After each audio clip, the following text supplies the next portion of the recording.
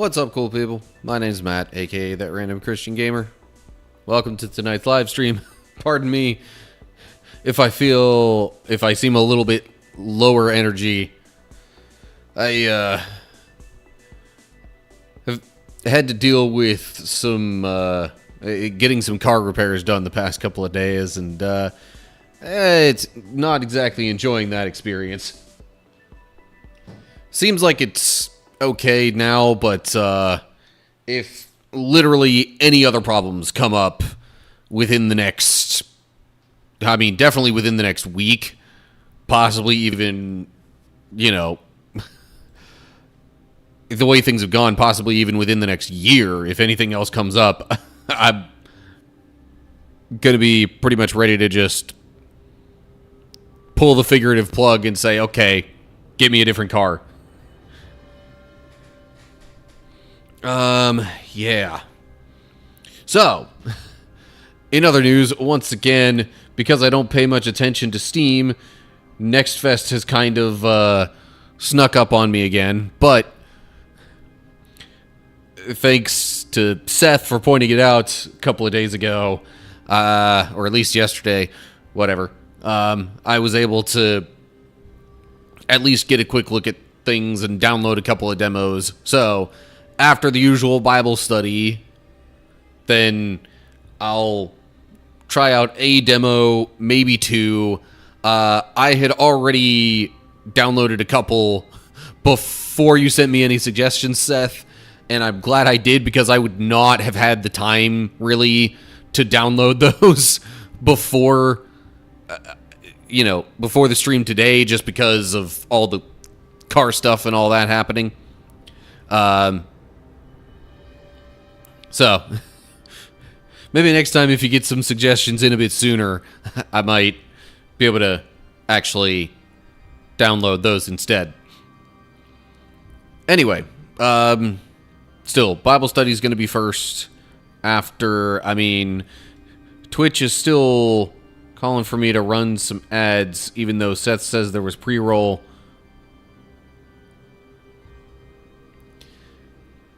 Yeah, so I could talk a little bit more about the demos I downloaded once we get to that point in the stream. But it's really going to depend on how I feel because, since I started a little bit late, I might be a little extra tired. We'll see.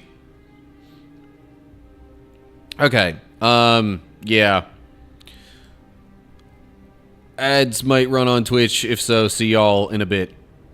Otherwise, we're hopping into Bible study.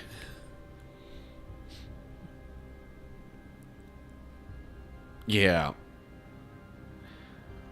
Okay. Let me go ahead, get the windows and things set up. Get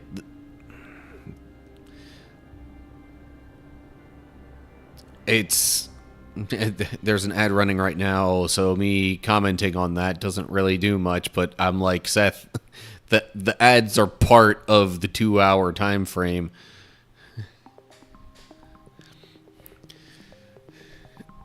Anyway. So the Bible study, of course, will be continuing in the book of Job. Feel free to note the subsection heading. Oh, and also, before I possibly get too distracted and forget to grab the dice, I'll grab those for the exercise redemptions later on.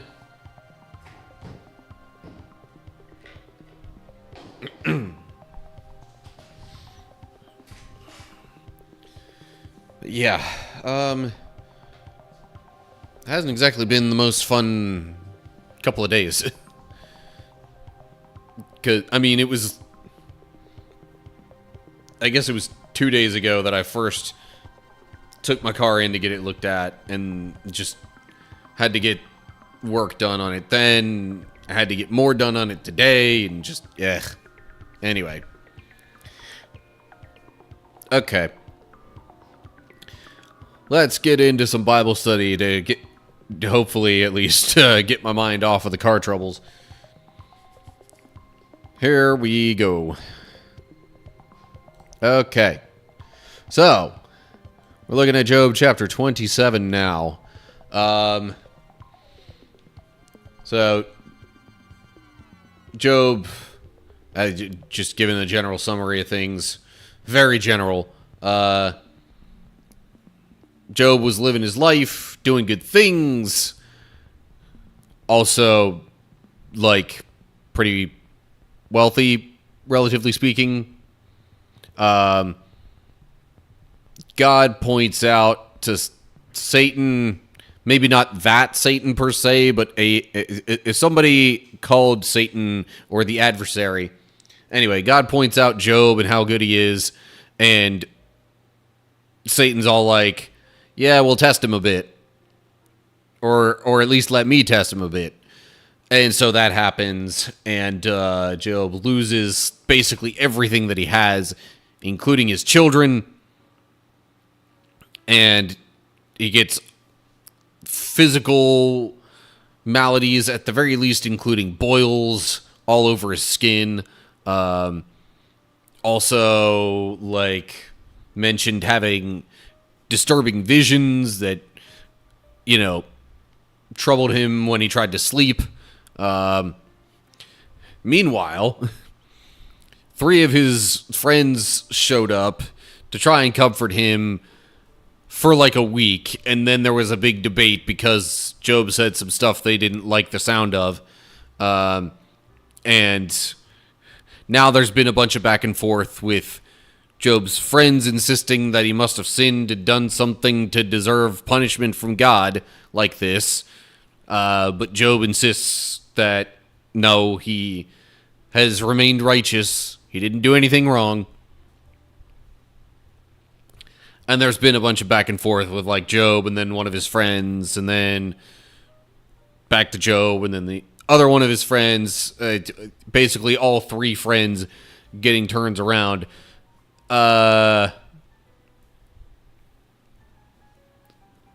Most recently, Bildad spoke, said some stuff that was basically said before. Job responded sarcastically, all like, oh, yes, how wise you are. And basically told everybody he already knows all this stuff that they've been saying. And I guess that was just the previous chapter. Yes.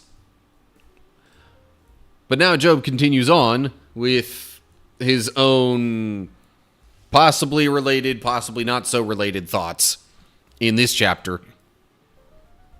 So, here we go. Job chapter 27. Job continued speaking. I vow by the living God, who has taken away my rights, by the Almighty who has embittered my soul. As long as I live, while I have breath from God, my lips will speak no evil, and my tongue will speak no lies. I will never concede that you are right. I will defend my integrity until I die. I will maintain my innocence without wavering. My conscience is clear for as long as I live. So, yeah, there's Job insisting that he has done nothing wrong, despite his friends basically assuming that he must have. Because, I mean, really the common framework, especially among Jews of that time, was that, bad things happen to bad people and good things happen to good people, I guess, also. But essentially, as it relates to God, it's like people don't just get a bunch of bad things happening if they worship God and they're doing what they're supposed to do. But we know in Job's case, he wasn't being punished for anything. He was being tested almost for sport, you could say, but being tested, to see if his faith would hold up, because the adversary challenged Job when God brought up how righteous he was. And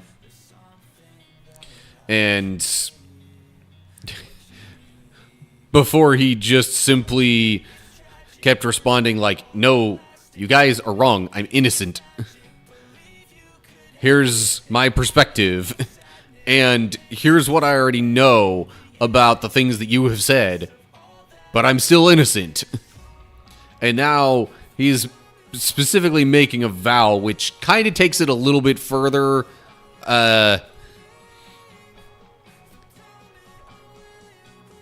Especially when he says he vows by the living God.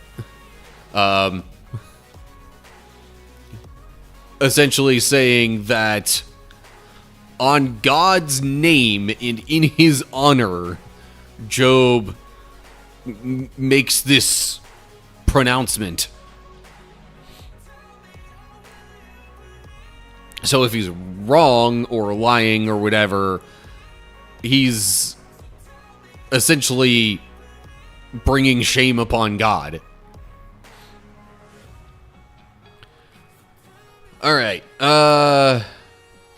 Wanted to get a quick look at how long the chapter is. In any case, moving on to verse 7. May my enemy be punished like the wicked, my adversary like those who do evil. For what hope do the godless have when God cuts them off and takes away their life? Will God listen to their cry when trouble comes upon them? Can they take delight in the Almighty? Can they call to God at any time? I will teach you about God's power. I will not conceal anything concerning the Almighty. But you have seen all this. Yet you say all these useless things to me. You may be specifically being Bildad, perhaps you in this case being plural and including all three of his friends who showed up.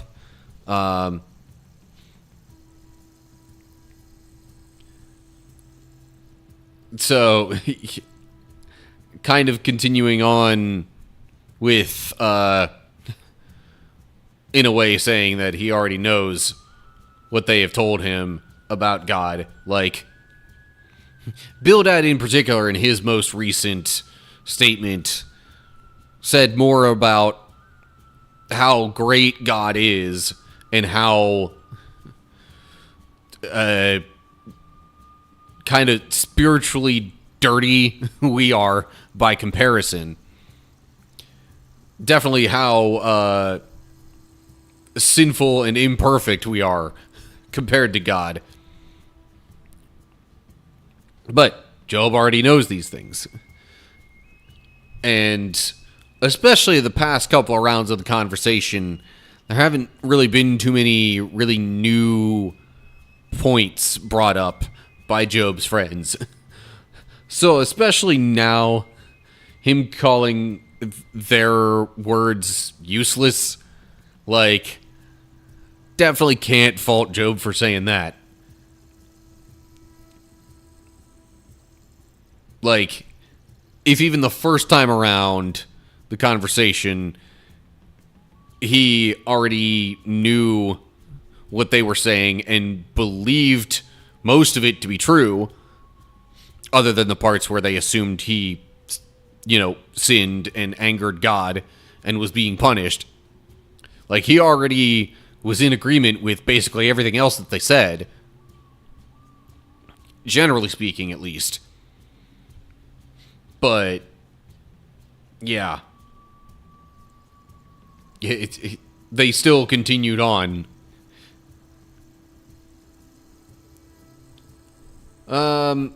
Yeah. Like, even in these verses here, he's already saying some things. I mean, technically you could say he's asking questions for some of it, but, like, they're more rhetorical questions that aren't actually meant to be answered. Especially amongst his friends and knowing the general beliefs of Jews at the time,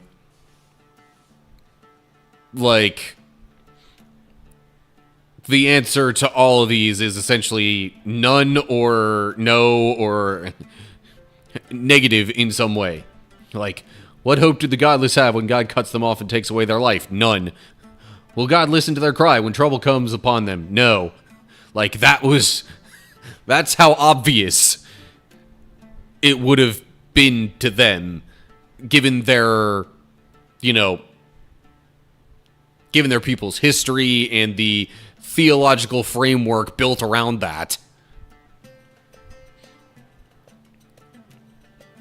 Okay. Moving on to verse 13, and because of... Sorry. Because of where the cutoff points are, I think I'll just read through to the end of the chapter. Cutoff points between paragraphs, I mean. Anyway, okay, verse 13. This is what the wicked will receive from God. This is their inheritance from the Almighty. They may have many children, but the children will die in war or starve to death. Those who survive will die of a plague, and not even their widows will mourn them. Evil people may have piles of money, and may store away mounds of clothing, but the righteous will wear that clothing, and the innocent will divide that money. The wicked build houses as fragile as a spider's web, as flimsy as a shelter made of branches. The wicked go to bed rich, but wake to find that all their wealth is gone. Terror overwhelms them like a flood, and they are blown away in the storms of the night. The east wind carries them away, and they are gone. It sweeps them away. It whirls down on them without mercy. They struggle to flee from its power. But everyone jeers at them and mocks them. And I'm noting there's no end quotation mark there. So, kind of implies that Job continues in the next chapter. But, yeah, like, Job and his friends have already been through this. And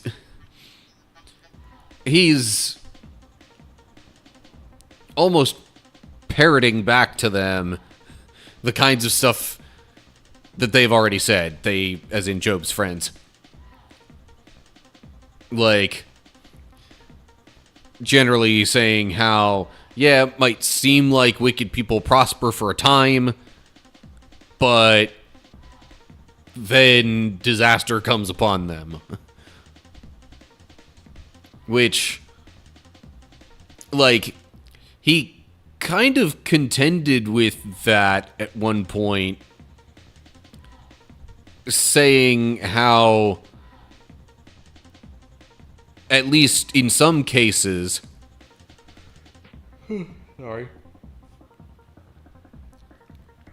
saying how at least in some cases that it seemed as though these wicked people maybe didn't get any punishment. So, I guess either he was being real specific then because he wanted to try to convince his friends that there were exceptions to what they were saying, and thus his situation could be an exception to what they believed in. And now he's just being really general with what he's saying. I was going to say, or he's kind of changed his thinking on that, but he hasn't. I mean, he's communicated before that he's not really convinced by the words of his friends, so I doubt he would have changed his stance on that matter through this conversation. I think it's more likely that he was being specific before and is being more general now.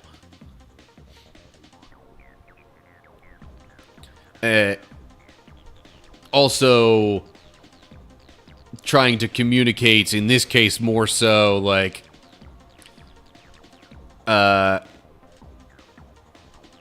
he said somewhere in here about, yeah, I will teach you about God's power. You know, because that's what Bildad was trying to communicate before, most recently out of any of his friends, was just how powerful and righteous and all of that God is compared to us.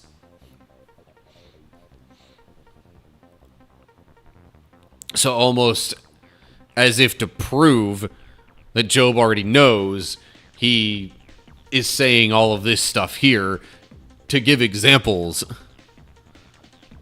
of how, you know,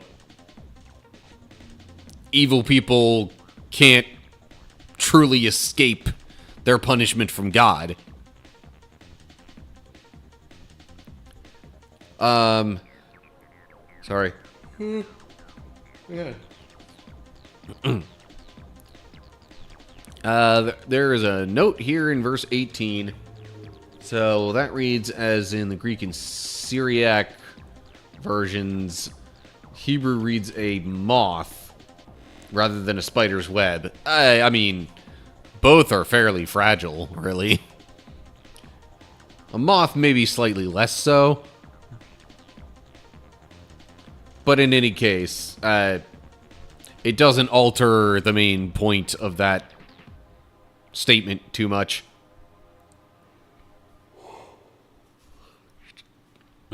Jeez. Now, one other thought I had, especially relating to this whole east wind that Job mentions. I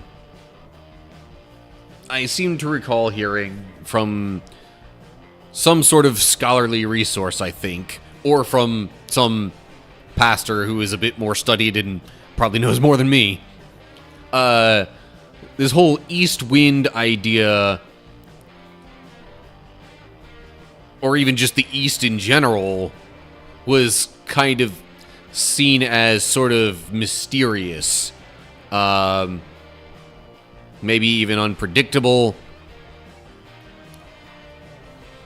So, like, I'm not quite sure how best to word this, but saying that the east wind carries people away, especially, you know, wicked people. There's the word I was looking for. Saying that the east wind carries wicked people away, it is almost saying that, like, it often seems like some strange random happenstance that nobody can really explain, and, like, poof, they're gone. Like, nobody really remembers them or what happened to them.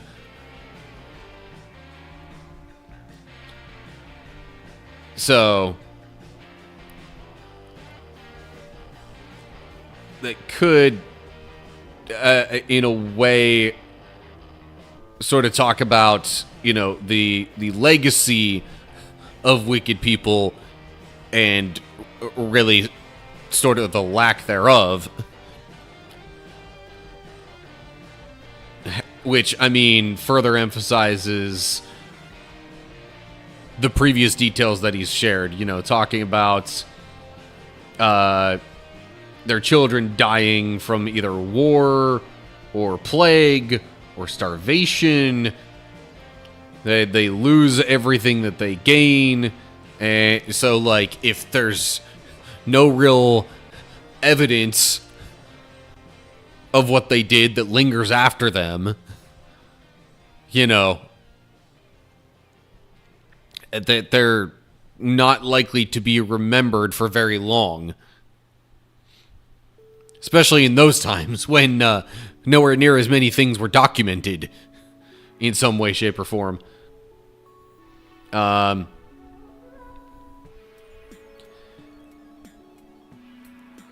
man. Okay.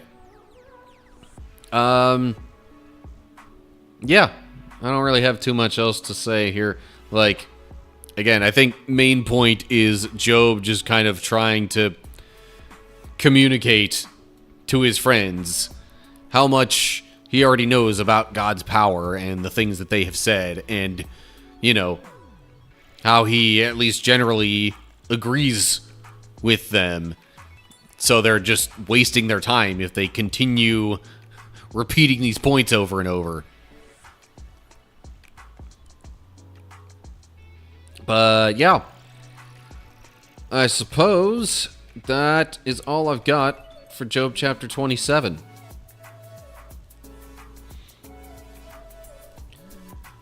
Chapter 28. It's a bit longer. Oh, man. I know I tend to yawn some in these streams, but seems like I'm doing even more of that today.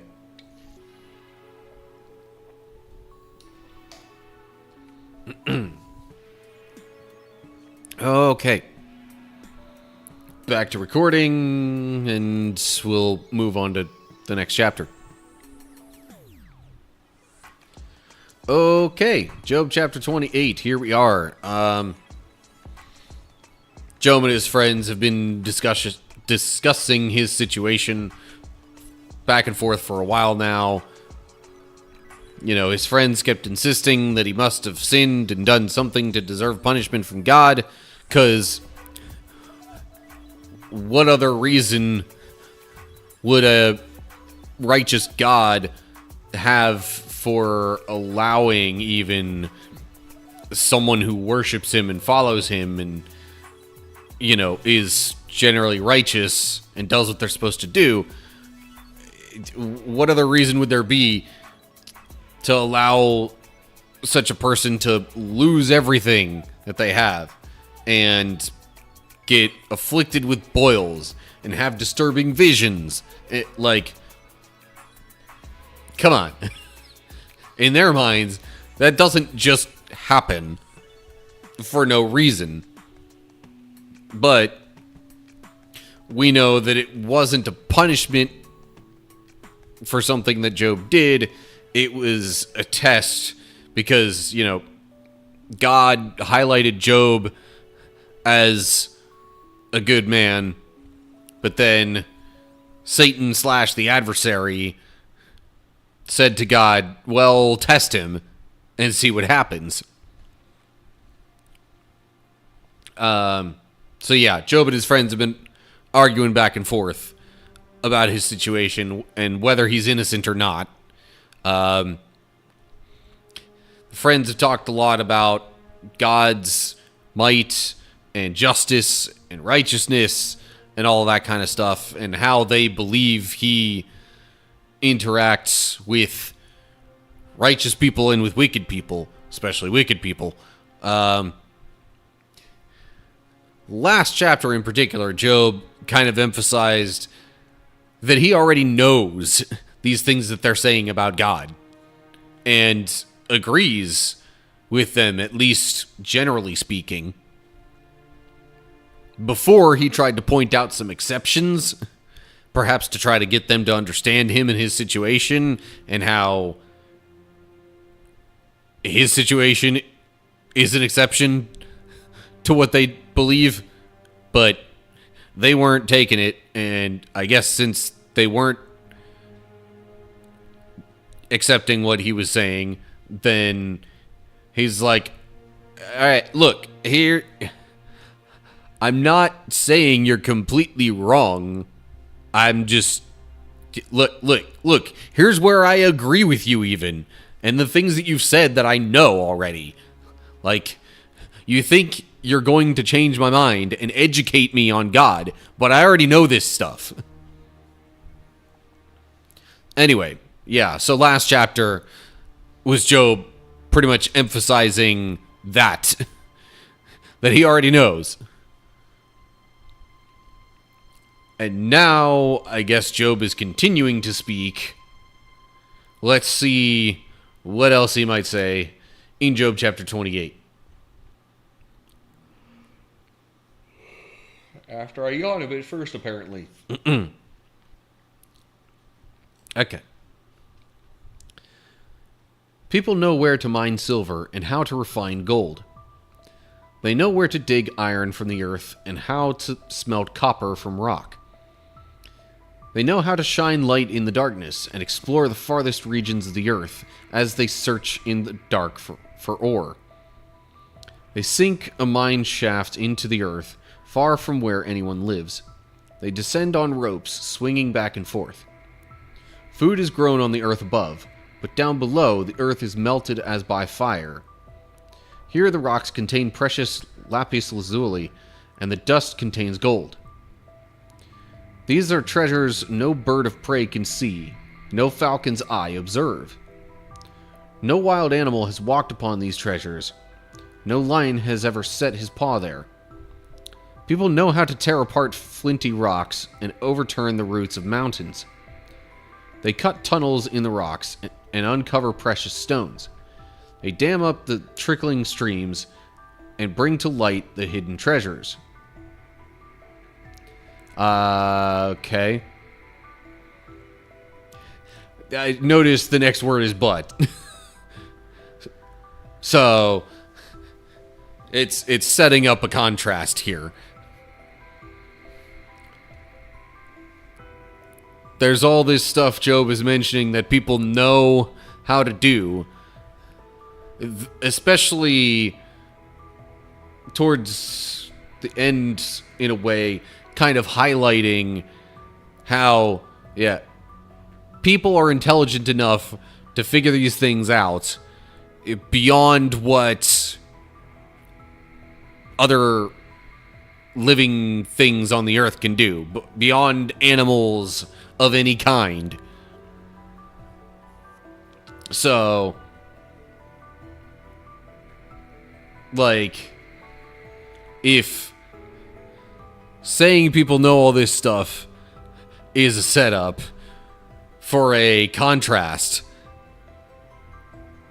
then I'm imagining that, the next set of stuff he says is going to be sort of how little people know compared to God still, or something to that effect. Maybe I'm wrong, but yeah. Really a lot of this has to deal with, like, metals, finding them, mining for them, using them to, make things. And of course, some of the processes involved with that, or at least some of the actions needed.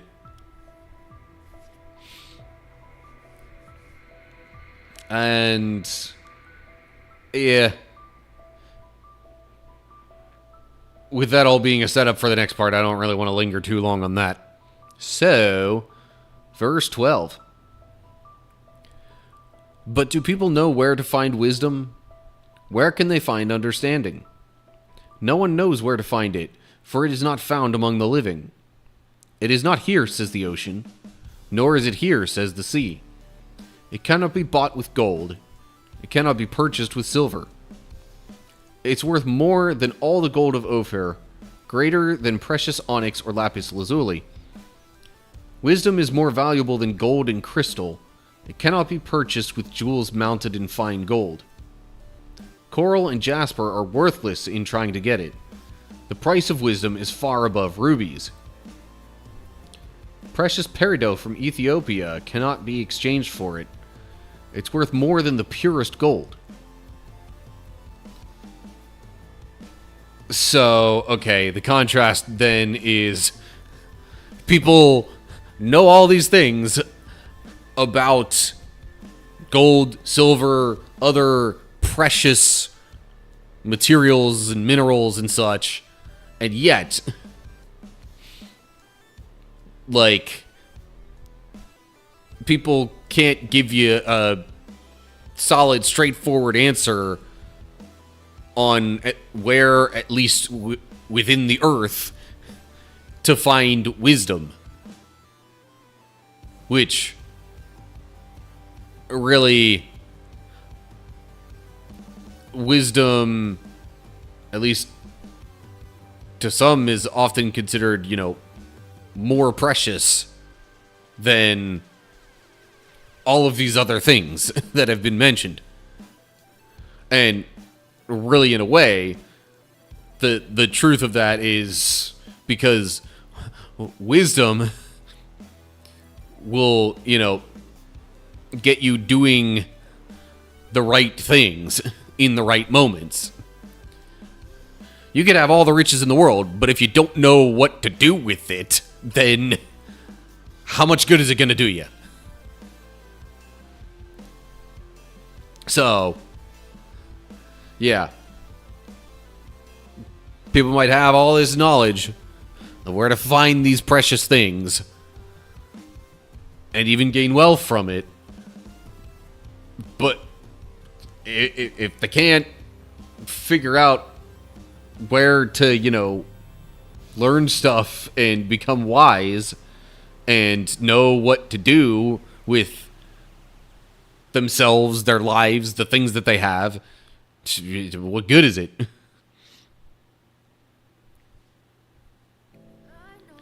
And yeah, kind of to Seth's point, there's a difference between knowing things and being able to do something with that knowledge. So, like, to me, I would consider that part of the difference between, like, knowing about things or factual knowledge as opposed to truly knowing something or having a more practical knowledge of whatever subject you're talking about. Like, I could know, E equals MC squared. I could know all sorts of, like, quantum scientific computations and things like that, but if I just knew the formulas and had no clue how to use the formulas, then what good is that going to do me? That's an example of what I'm trying to get at, and kind of what I think Job is maybe leading towards. But right now, there's more so just the contrast of, like, knowing where all these precious things can be found, but not the most precious thing, perhaps. Well, I don't know if I'd consider wisdom the most precious thing, because, God. God's the most precious thing. But wisdom isn't too far down the totem pole.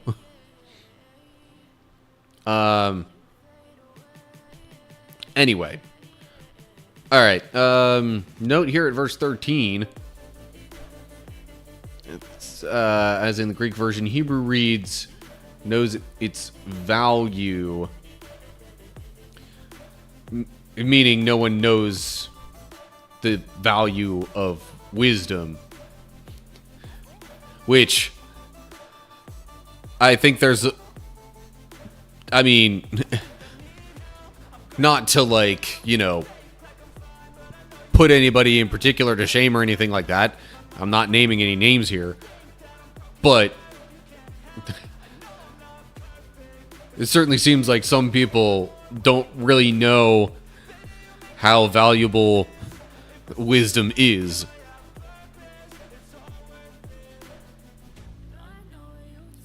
And doggone it, freaking Kingdom Hearts, and it's one of the, I guess you could consider it, more quotable moments popped into my head where in the first game, mysterious hooded figure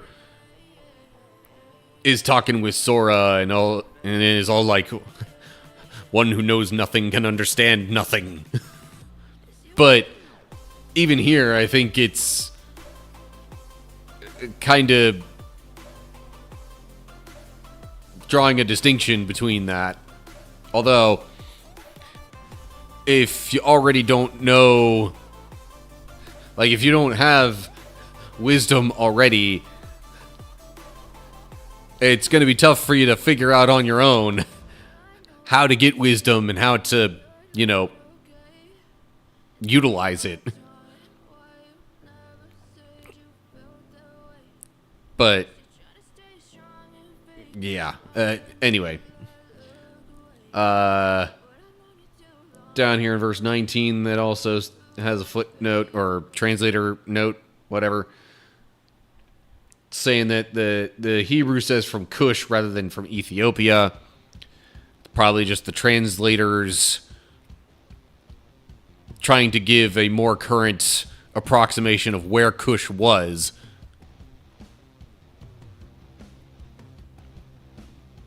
Which would be right around Ethiopia, according to them. All right.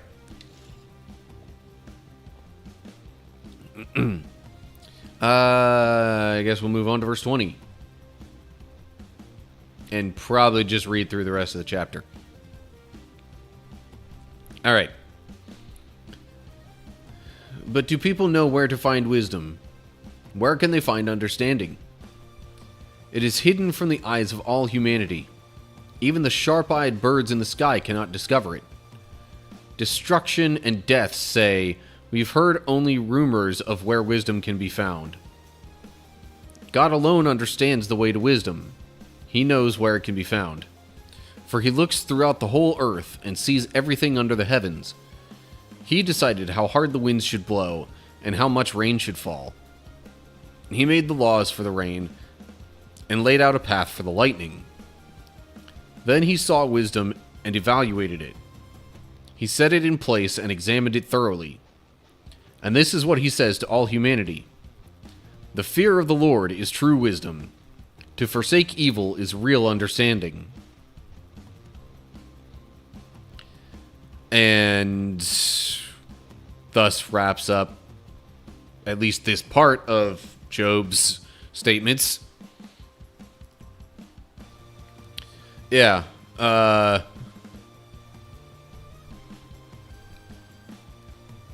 Still kind of further laying out the fact that, again, people don't really seem to know where to find this inherent wisdom. Although, especially if Job, rightfully, but if Job is defining wisdom as, forsaking evil or basically, doing what God says is right, then, yeah, people who don't believe in God, especially, are going to have trouble finding wisdom. He specifically lays out down in this last section that, God is essentially our source for wisdom. God knows where to find wisdom.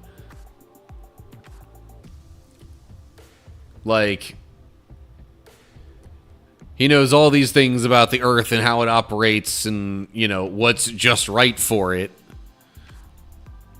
We have no idea. If we were to try to build our own world and decide how much rain should fall and how hard the wind should blow and other everyday details like that we don't even really pause to consider most of the time, would we inherently be able to set them correctly like God has done? Doubt it. So if God has such an intimate knowledge of the world, who better to go to learn more about life within it?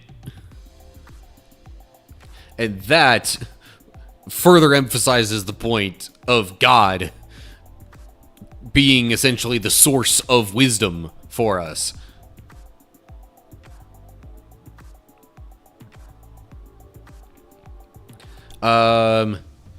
Verse 22 here. See, okay.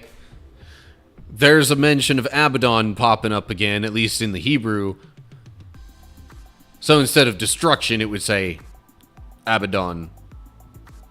Which I believe was supposed to be somewhat of a personification of destruction. But still definitely tied with the idea of destruction. But yeah.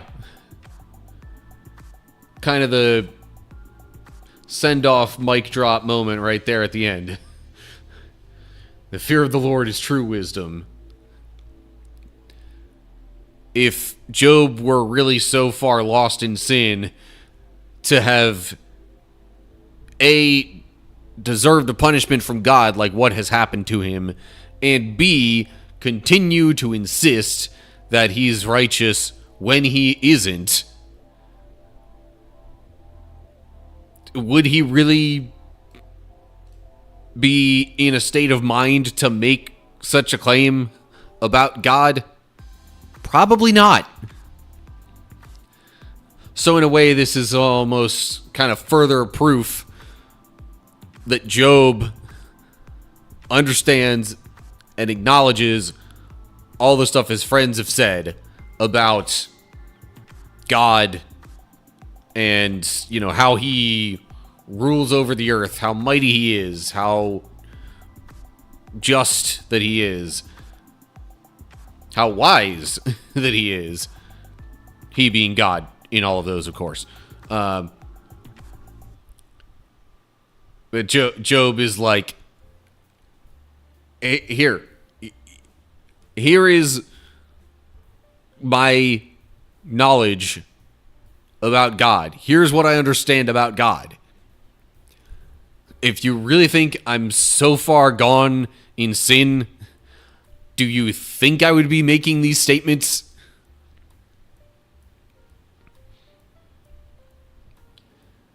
Especially in such detail like this. But yeah, again, that is maybe not, it might not be the driving motivation for Job saying all this, but I gotta imagine it's a factor. But also it kind of turns into a moment of like praising / worshiping God, especially here at the end. So even when being questioned about his faithfulness and righteousness, he's finding ways to give glory to God.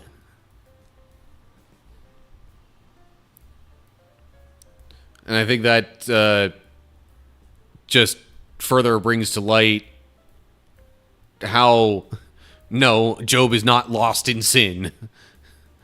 He still is living and speaking like a righteous man. Yeah. All right. I think that is all I have in mind regarding Job chapter 28. Real quick preview. Okay, so Job does continue speaking for a while.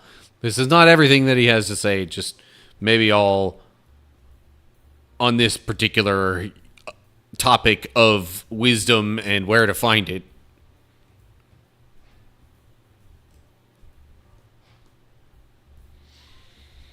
Okay. Need some more water. Okay. Planned Bible study is done. Wow. Still got like 13 minutes. till the next ad break. So, time for some exercise. Let me pull up my notes.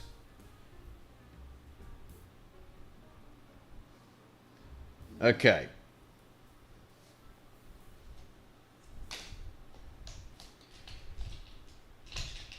So, noting recent replacements on the list. Well, I mean, it mentions it in the channel point redemptions, but the exercise options include invisible chair, crunches, which was a recent substitute, lunges, which was another fairly recent one, push-ups, planking, and burpees are still on there, as much as I have kind of wanted them off the list. Let's see. And that's just the main list. Alright, let's see what I'm doing here. Alright. Number 1, which is invisible chair. Okay. And with that being more of a timed thing, the next roll will determine how long. And I rolled a 6, which means 1 whole minute of invisible chair. Okay. I'm going to go ahead and get my slip-resistant shoes on for this. Which, by the way, are the same ones that I wear to work because they're slip-resistant.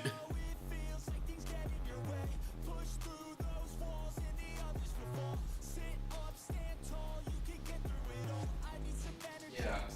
In fact, my job kind of required that I get shoes that are steel-toed because there's all sorts of like heavy machinery and parts moving around that if they were to drop on my feet would be very bad without steel toes. Also, requirement was slip-resistant shoes because sometimes oil will get in some places on the floor, or like as they're bringing stuff in from outside, if it's like raining and whatnot, you know, all sorts of possibilities for the floor getting wet and slippery. Anyway. Okay. Setting a timer for 1 minute. And getting myself into position here. Okay. Here we go. Yeah. So, I will say, while I had, you know, all the car trouble and stuff today, at least I was able to kind of, you know, rather than just waiting at the car shop for the mechanic to do his thing and just, like, absolutely make no use of the time, I called before leaving work and said, hey, can you let me know when it's done? And I was able to get some extra work done in the meantime. Okay, 7, 6, 5 seconds left. Definitely feeling this right near my knees a bit. Okay. Ugh.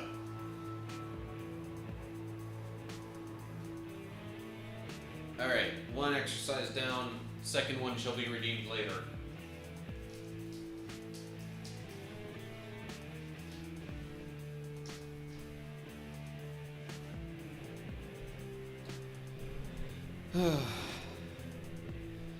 And I guess, you know, the nice thing about being able to get that extra work in was, well, for one, it's obviously stuff that needs to be done, but also, like,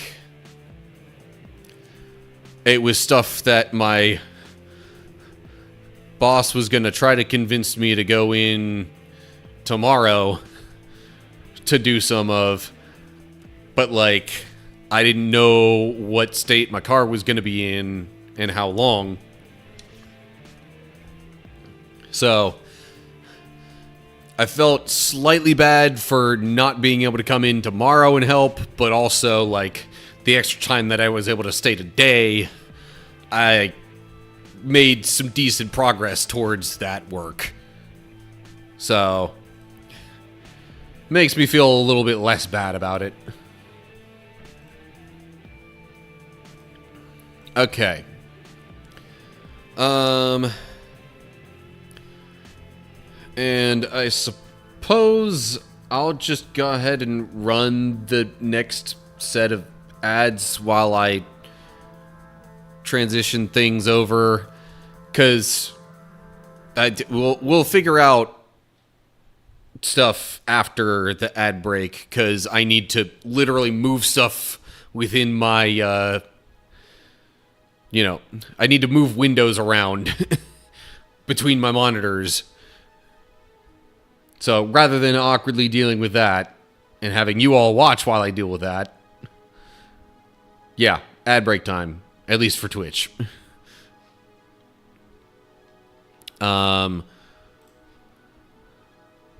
just to be safe and less awkward with it, I'm putting this up that shows practically nothing while I move all the other stuff that I want to move around.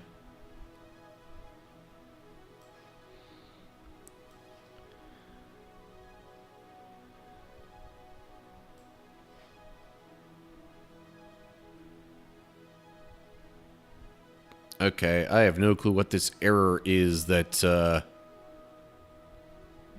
YouTube is trying to tell me about, but whatever. Okay. Pull up that window there.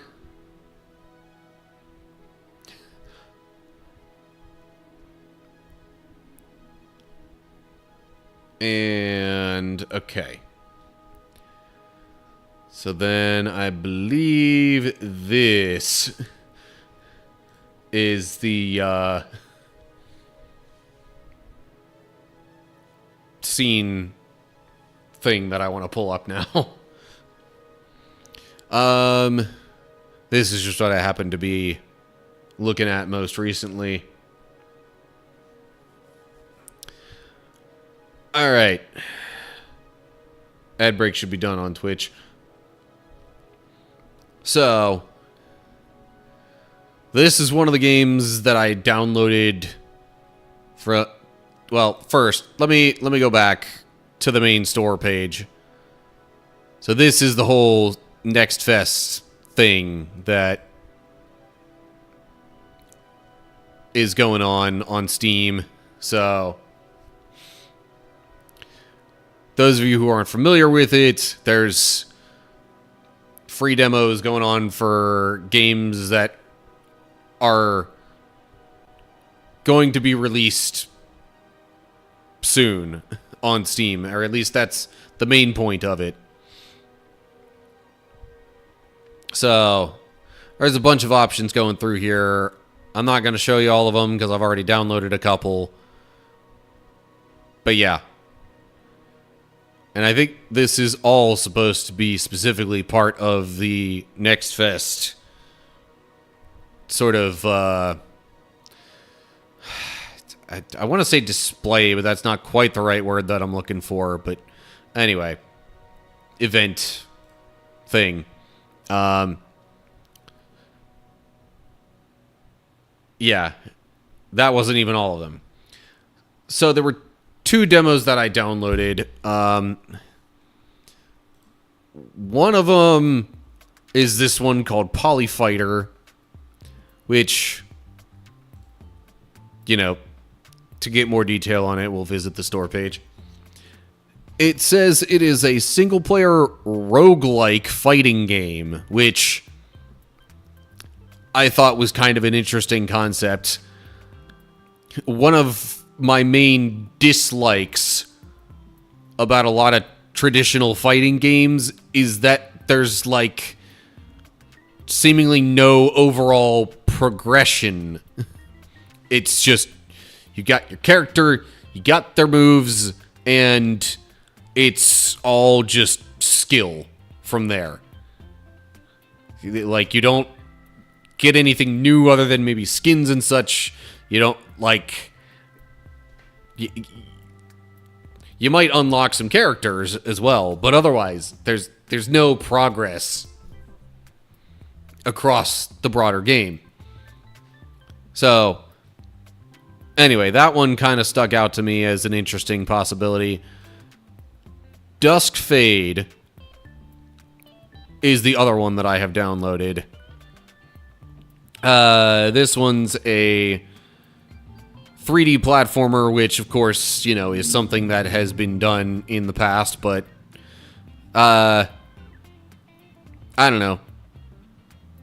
I guess, I just kind of liked the look of it, for lack of a better way to put it, and I don't think I've really done any 3D platforming demos in something like this. You know, when I'm, like, highlighting these Steam demos and such. So, I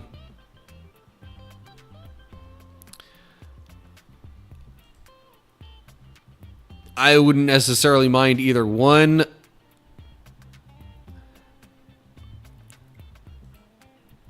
Polyfighter, almost in a way slightly more interested in, just because of the fact that it, to me, is a more unique concept. But I just realized I may want to plug my controller into my computer. So if anybody has any thoughts, feel free to share while I'm doing that.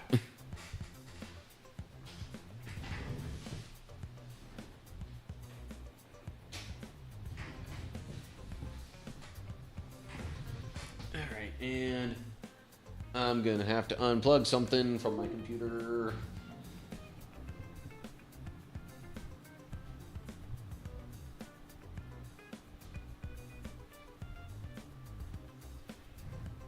Hopefully I don't regret doing so, because I think last time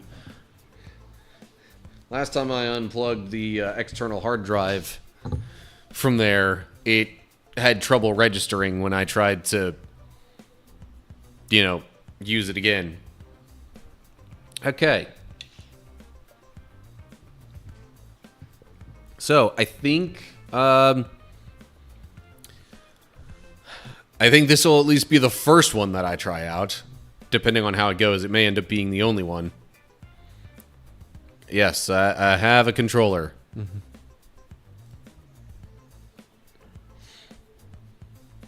Oh, I should probably ditch my background music.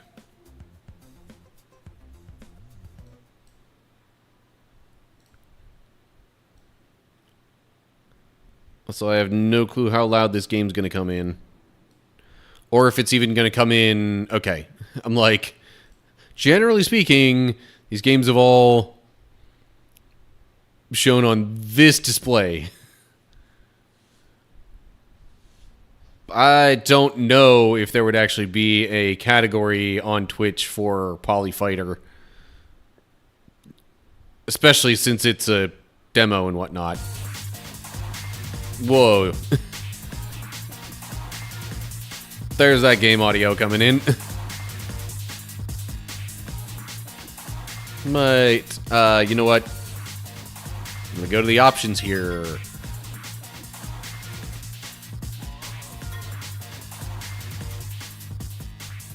Turn that down a little bit.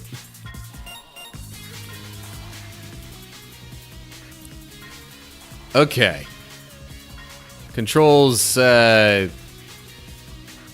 probably pretty general. Okay, special, heavy, medium, light. Grab is... Why has grab always got to be some awkward combination of buttons? Left bumper's dash. Right bumper is a super. Okay. Oh, heck no. No motion controls, thank you. Okay. What the? No. Alright.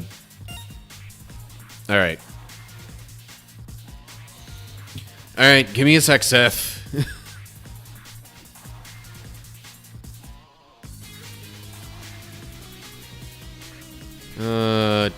Do.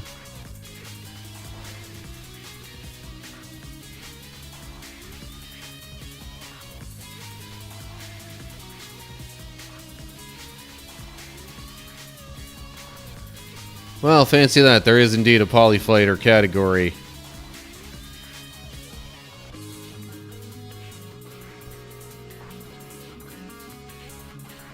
Alright. Now then. Let's see. Okay, hang on. I guess... There we go. Because I clicked off of the game window, it wasn't registering for a sec. It doesn't really seem to be any kind of tutorial. It's just... It just said new run and that was it. Okay, so we have two characters available right now, Hero and Adrian. Sorry, the fact of the character named Adrian and it being a boxer automatically has me thinking Rocky, all like, Adrian!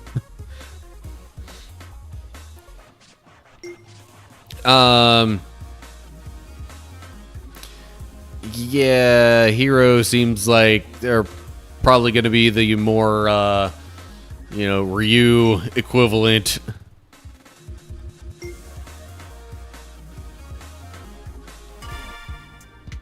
I'll go with Hero.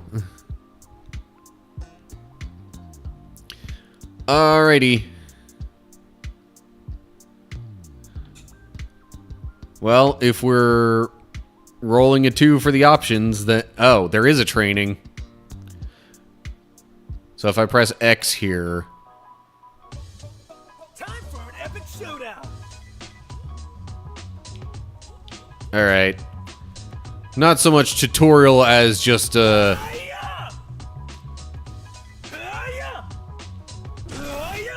just a place to potentially, you know, work on the moves and stuff.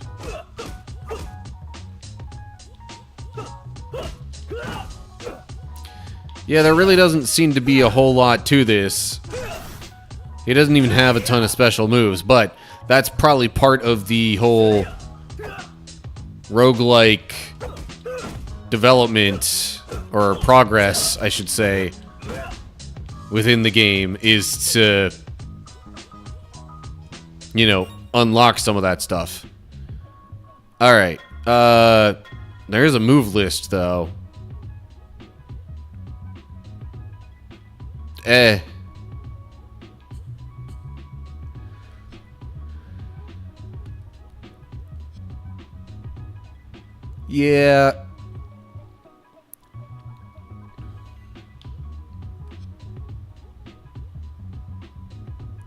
See, yeah, look, it's even showing other slots to unlock more special moves. Oh, yeah, right, the super. I didn't even... Hang on, so let me...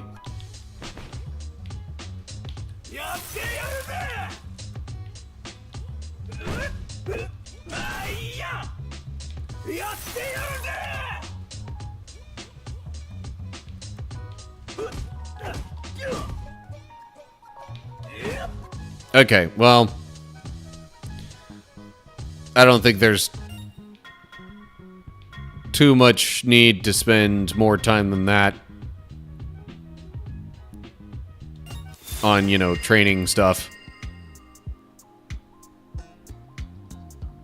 Okay, and I discovered a character because of that. Interesting. Anyway, a 2 was rolled.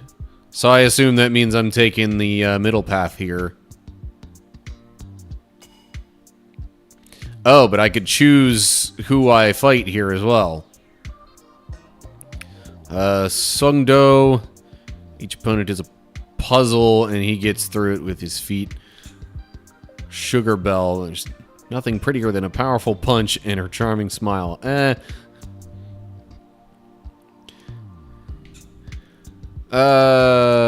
So, okay. And I guess 3 for that means would go, well, I mean, odds are going to be option 1, so. I'll give it everything I've got. I think it picks the stage based on, you know.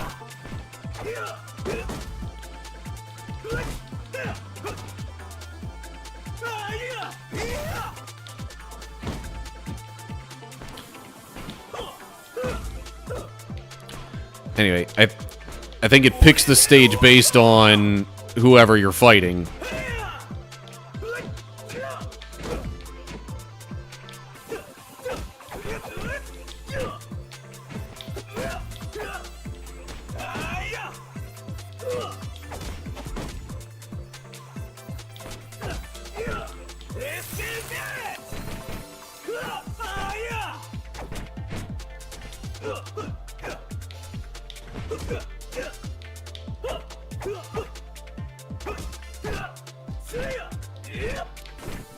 I just noticed it was giving me suggestions for what to do there.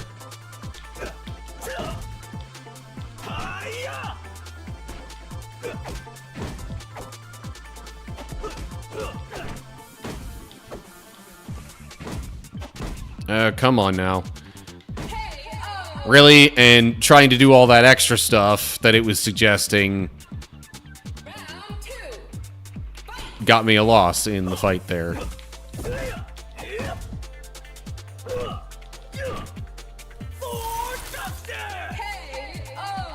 Okay, so That was awesome. Who's next?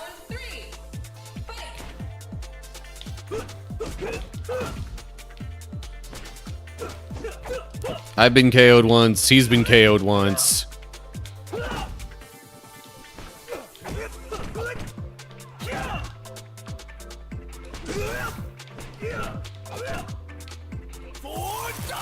Oh. I was supposed to do special 2 there, I guess.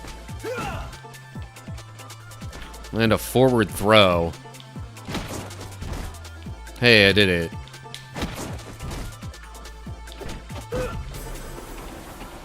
Oh, jeez.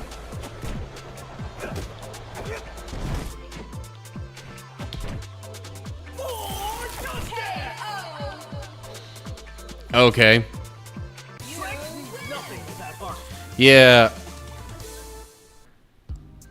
I get a feeling that life that I lost is already, or like it's gonna stay lost for the rest of the run. Lunging spin kick. That's literally a freaking move that Ken and Ryu do in Street Fighter. Come on. But it is a special. There's that. So Hurricane Vortex is a super.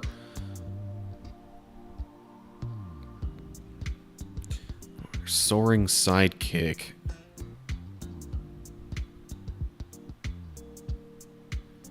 Oh. Toss to 6, enjoy.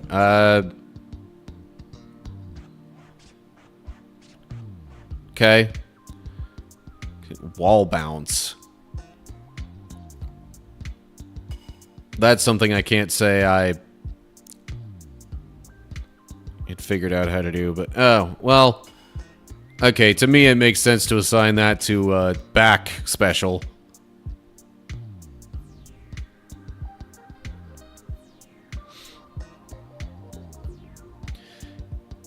Yeah, I'm like, I don't think that's the kind of thing to really randomize, in my opinion. Let's see here. Break as many barrels as possible before the time runs out. Again, literally a Street Fighter kind of thing. Zion! But where are the barrels? Oh.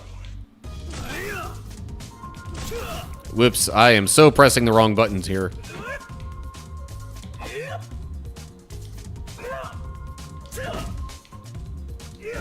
Nope.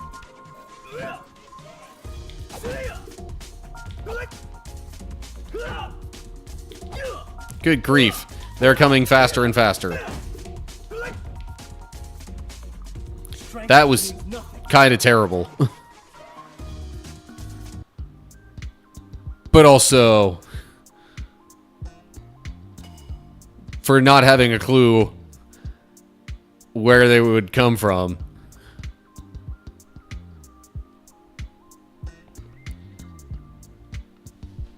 Yeah, when we fill all the special slots, then maybe we'll randomize. Okay. So, going up against Serenity, I guess.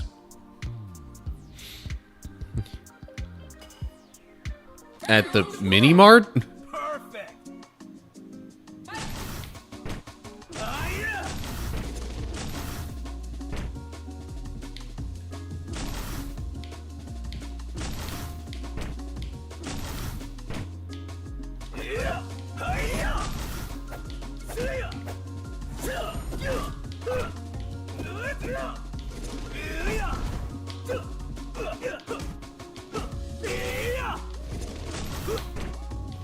This is it!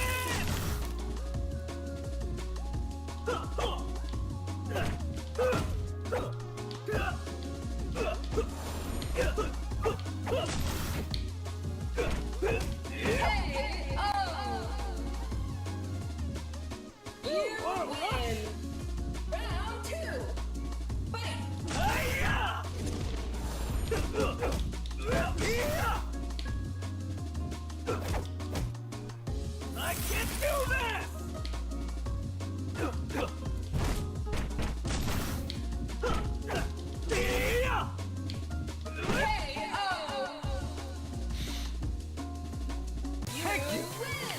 Yeah, I'm not sure, like, if the suggestions mean I get extra rewards.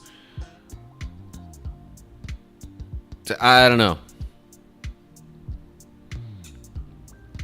Well, I already have the ice shard thing, right? But you did roll a 4, so fine. Downward diagonal kick attack. Ah, that would have been nice for a new one. Oh well. We have Ice Spike already. This is Ice Shard. I mean, I guess we'll fill the final slot.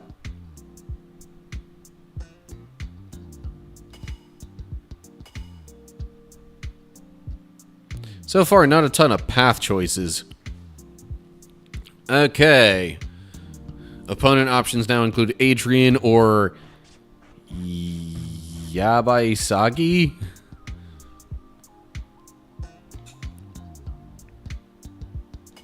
Anyway. You won't leave me alone here, right? That would be really mean. Jeez.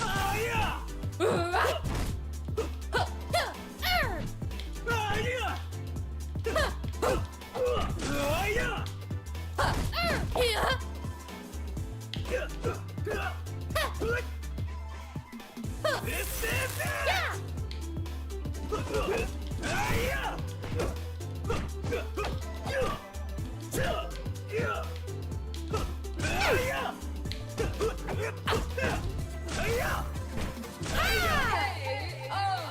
Wow.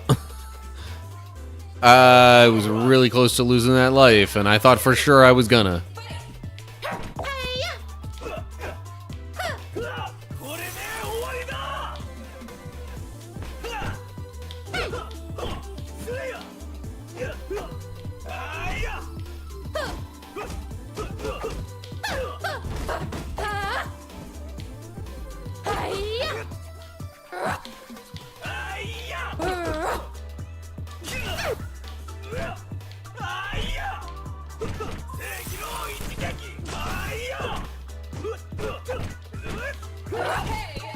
There we go. I was wondering Oh, wow. when I would lose that Great. life. Good little guard dog. Yeah. Jeez.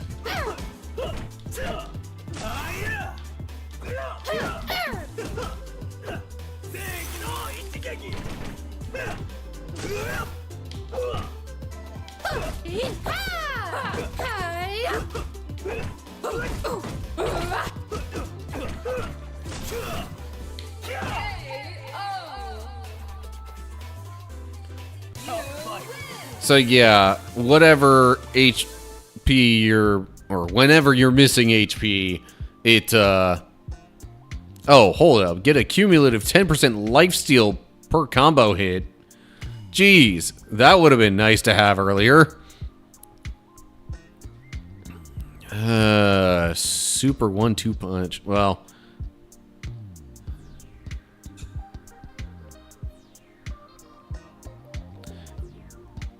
I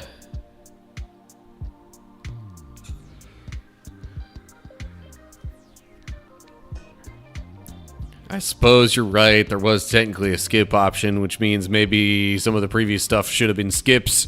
Oh well. Spinning hook punch. Okay. Another special, which means we gotta replace one.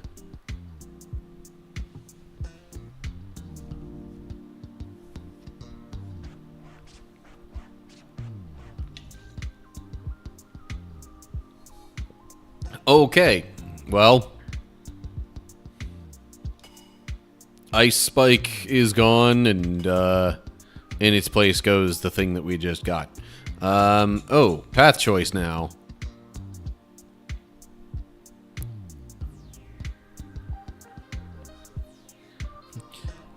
Yes, new thing. Are we just gonna go check the new thing? I mean...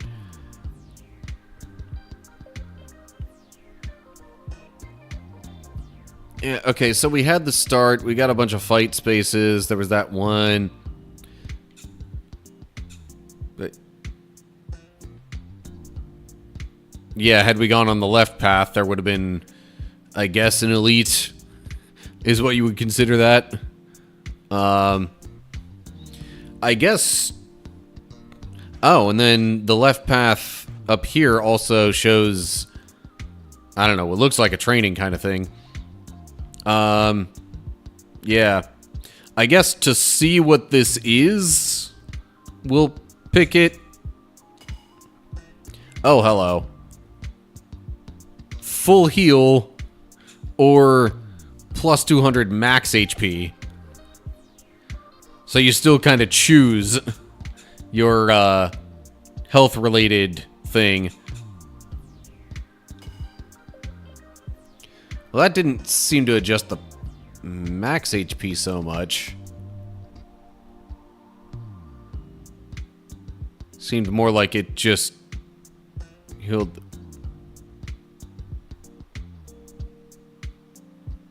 Did I see the name? What do you mean the name?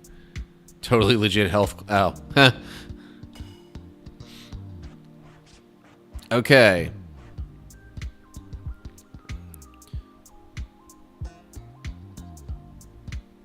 Five. So Goodwill looks to be, I'll give it everything I've got. yeah, butler type character.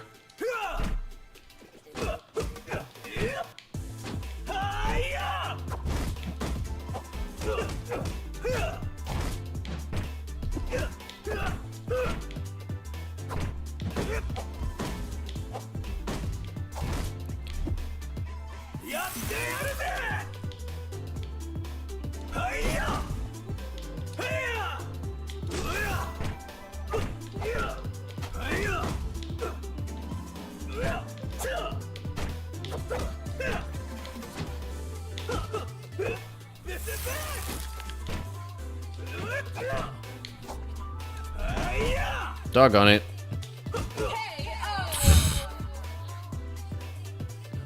Justice prevails once again. Round two. Fight.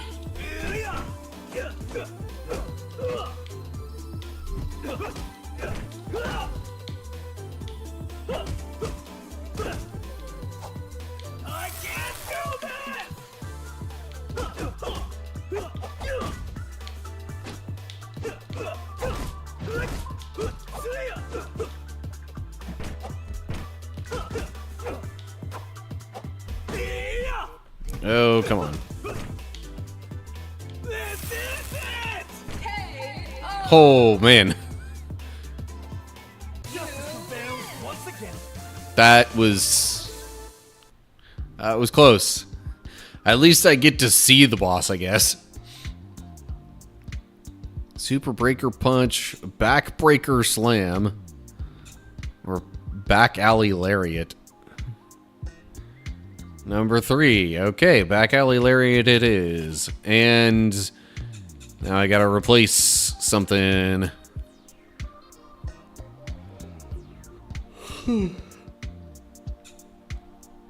Again, number 1? Alright, well. Base special is getting replaced once more. Onimaru. Nothing is free, especially not the power of a demon heal. The way that's worded is a little weird. Anyway. You're up to no good? I'll put a stop to it. Hey-ya!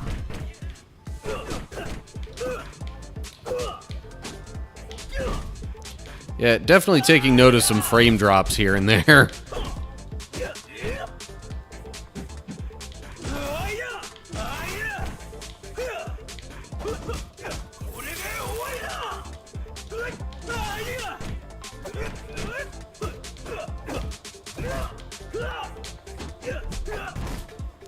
Okay.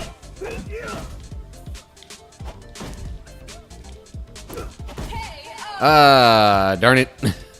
Well, it was the boss.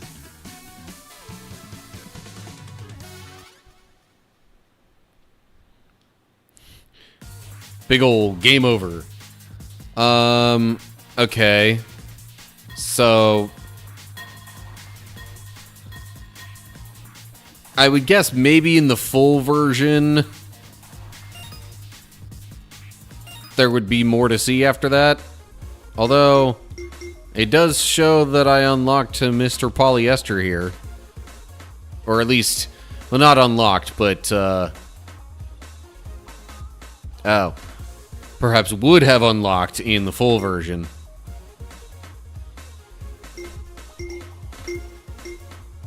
Anyway, alright. Playing as Adrian this time. And right off the bat, we get this option, which we didn't do before. And that'll also lead us to the, like, mini-boss slash elite thing. Also, that second punch symbol to the right there with the spark stuff around it, was that... Did we do that before? I'm not sure we did.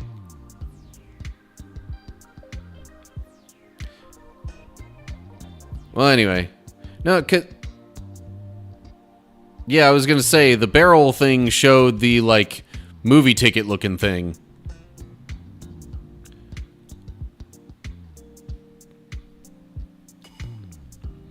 Yes, it did mention other acts. Ooh, upgrade a move. Okay.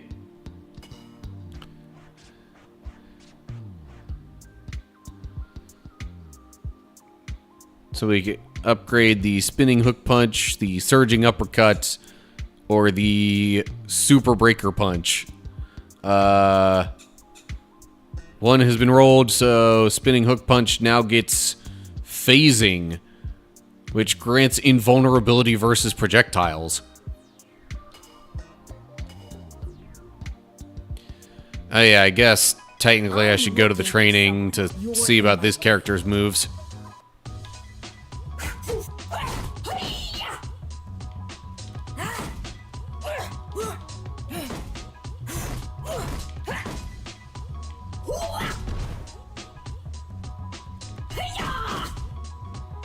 Oh yeah, that's right. As far as specials go, right now we only have 2.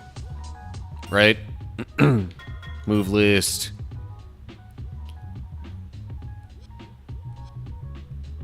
Yeah, that's pretty much all going to be the same. Yeah.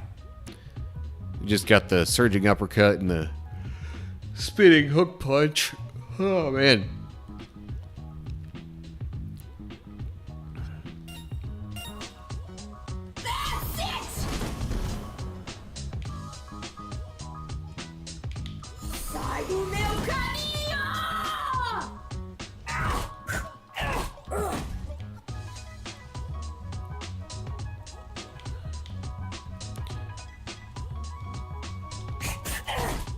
Okay, well, there's that character's moves, I guess.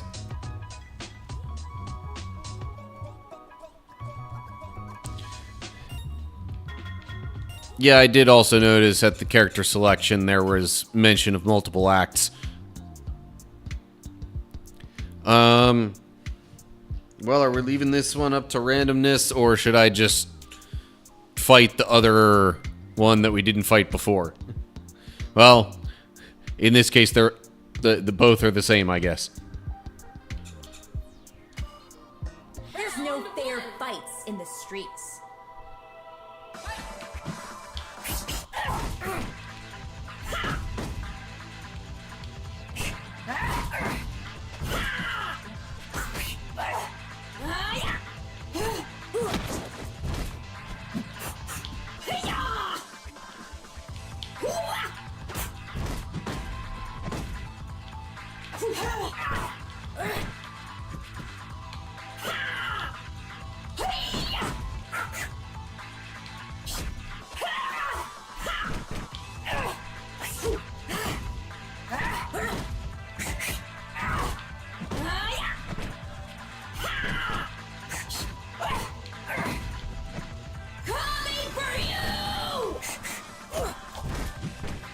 Well, shame that was blocked. Try calling in reckless. That does make me wonder what the next spot on the board is supposed to be.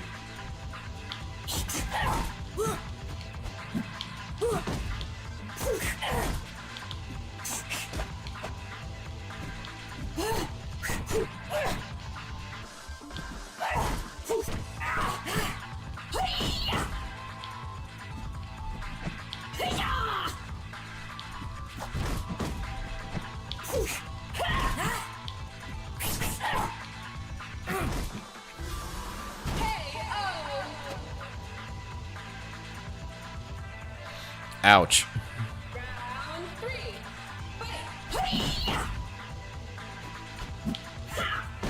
That's not what I meant to do at all.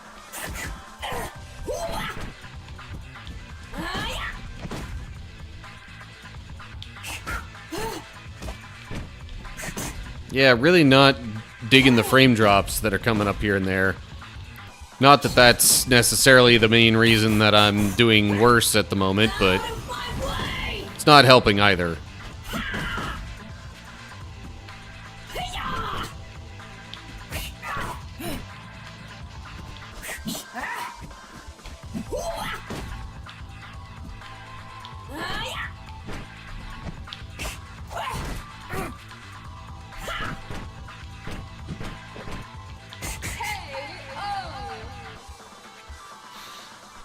Try calling in reckless now.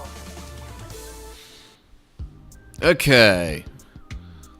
Learn a new perk, stunning momentum. Avoiding hits builds momentum over time, while full momentum hits have more hit stun. Huh. Interesting. Alright. So we got bob and weave, mid-range dash, surging uppercut special, or cross-up hook punch. Number 2 would be the surging uppercut, which has lifesteal. Oh, and it can be charged as well, huh? And for now, we're just gonna fill the empty special slots. God, that was the back one. I was like, wait, I just realized I wasn't paying attention. Yeah, so that was the back one. Notice something interesting. About what?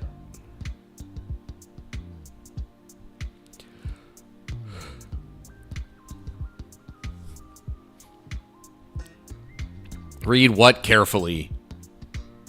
Charged attacks deal a critical hit, dealing double damage. Is that what you're talking about? Because yes, I did notice that.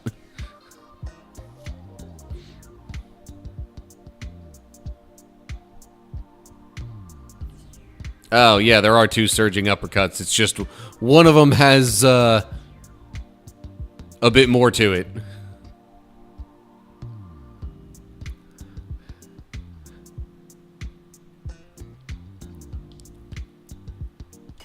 Guess I could have just replaced the one that was already there.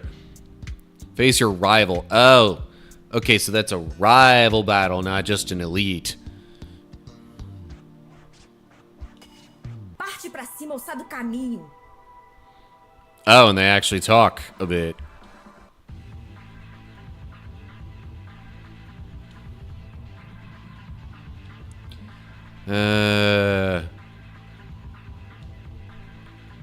Okay. I'm pressing A to confirm. There we go. Yet, showed a different rival on the map for that character.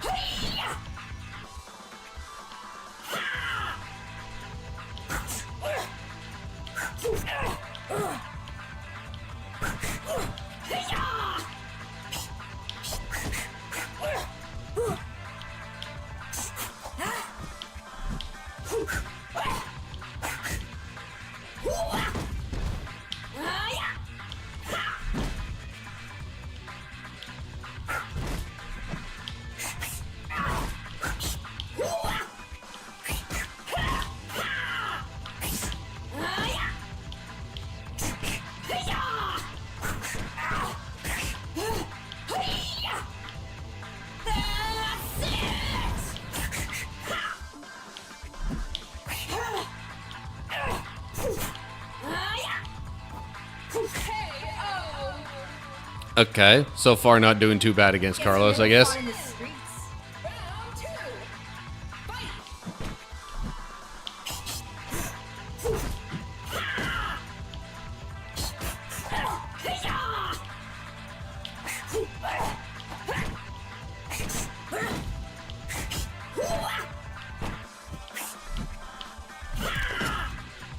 Ow.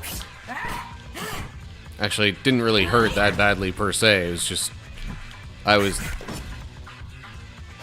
surprised.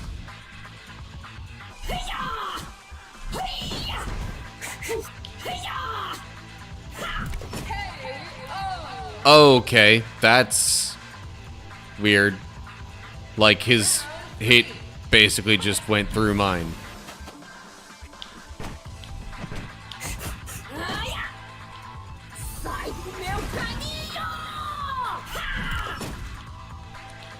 It's almost like his one special kind of thing is like a... like, specifically a counter attack. Character discovered. May now face the character in elite. Anyway. Empowering momentum. Avoiding hits builds momentum. Yeah, it didn't... yeah, that came up already.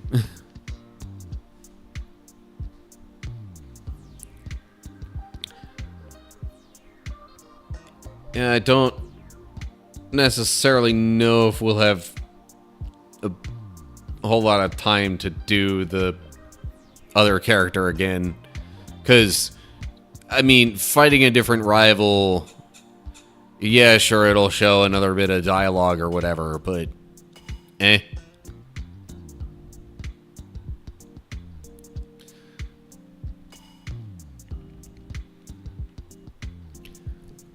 Okay.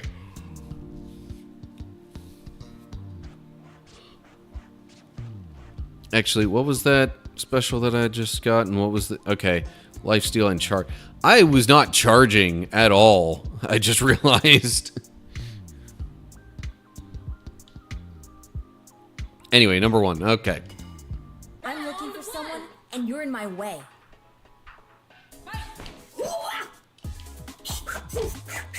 So the little bit of a glow there was the charge for that attack, by the way.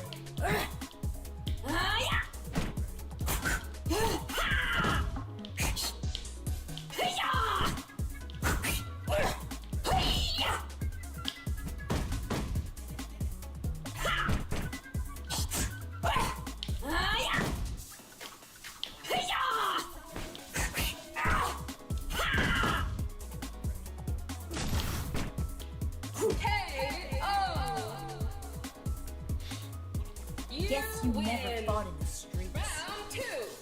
Oh, hey, I'm back to full health. Oh my gosh, the frame drops there.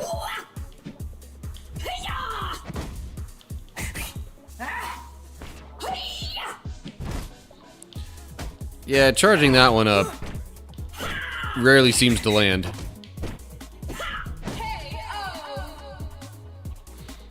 That, however, seems to hit far more often, the one where she jumps up.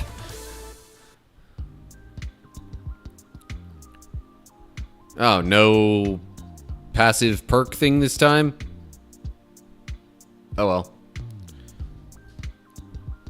Hurricane Barrage Super, Windmill Kick Special,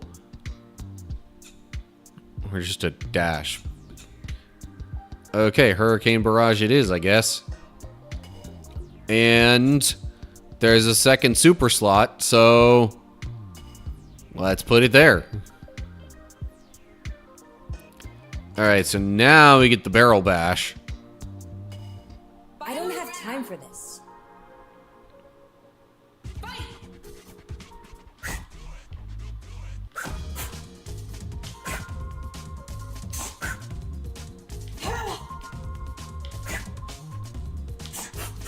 I missed that one.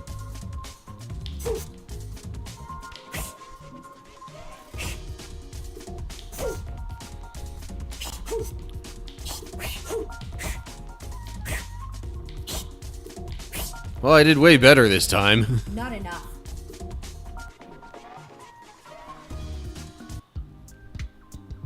Barrels of pro strats. Rather than it was just like mediocre or whatever before. Strike Steel 25% increased damage. Yeah. And there is technically a path choice here.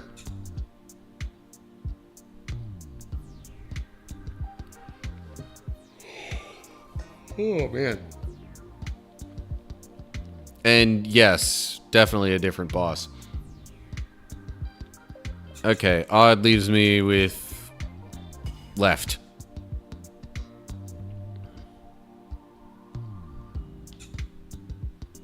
Carwell also looks like a butler, just with darker skin. We've had multiple butler-looking characters here, I'm just saying. I'll let my fists do the talking.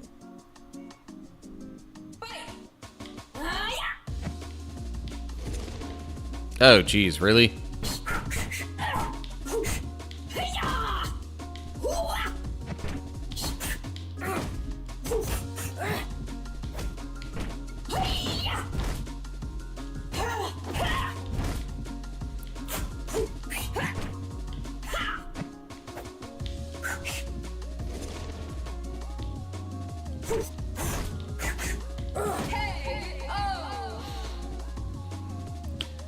One more out of my way. Yeah, burning seems kind of like bad news to me.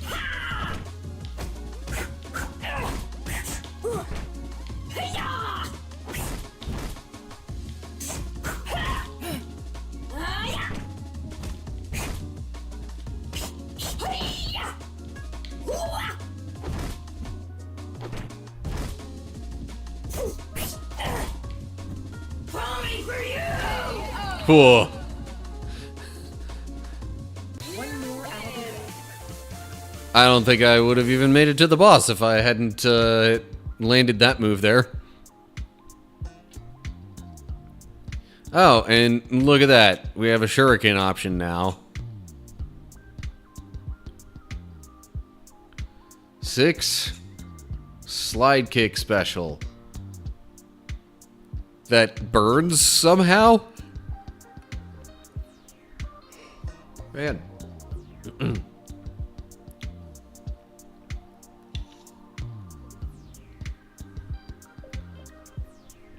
Okay. I was like, but where are we putting it? No! Why are we getting rid of the good surging uppercut? Oh well. That's what randomness does.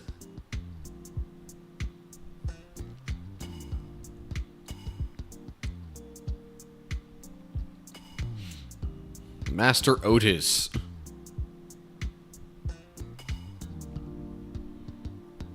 Youngin, breathe first. Relax your shoulders.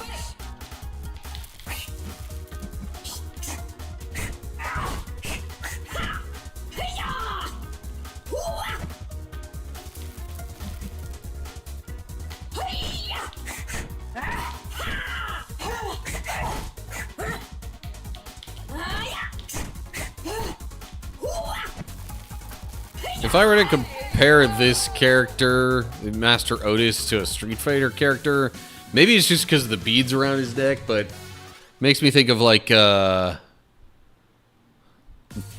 or however that's pronounced. It's like Gouken. Anyway. Alright, real quick. What kind of time frame are we looking at here? Also, can I...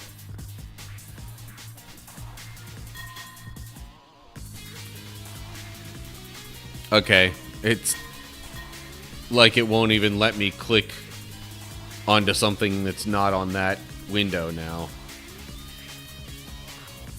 Okay, new run. See, and Carlos is available here now, too.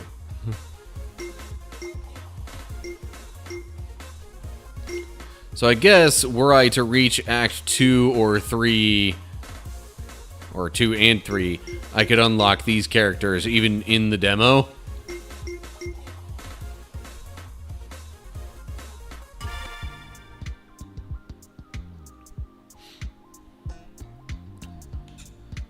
So I guess I'm intentionally trying to get to the boss here. And as far as the rival goes... Okay. I'm like, how do I want to try to get to the rival? Does path matter only as far as what we do in the meantime? But we could still get to the rival either way right now.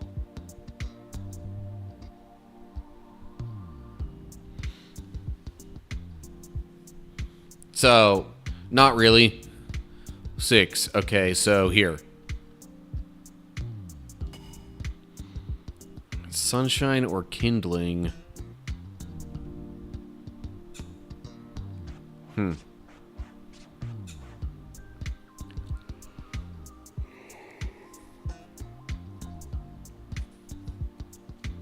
Alright. Which one?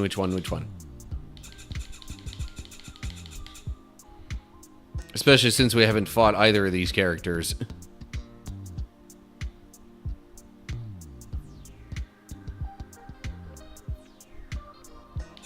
Okay. I was about to be like, alright, Seth, if I don't hear from you soon, I'm just gonna pick one.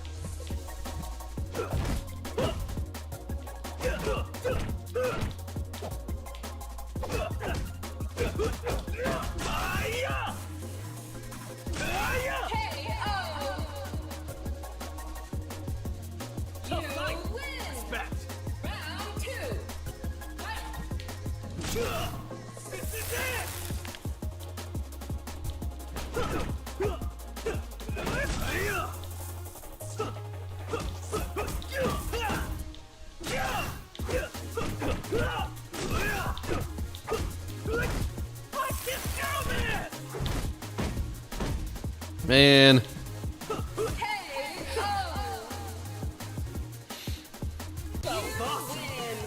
If she hadn't blocked that super move,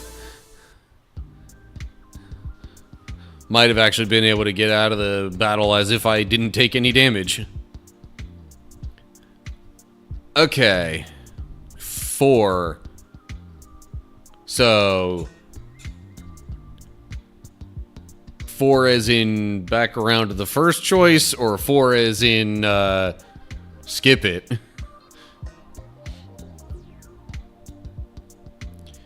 Okay. I assume that means first one.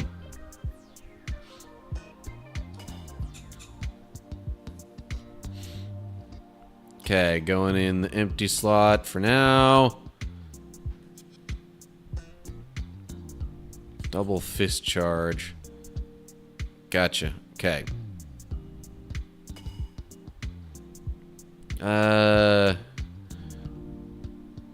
If it matters, we have not fought Matchstick yet. But... eh. When justice calls, I answer.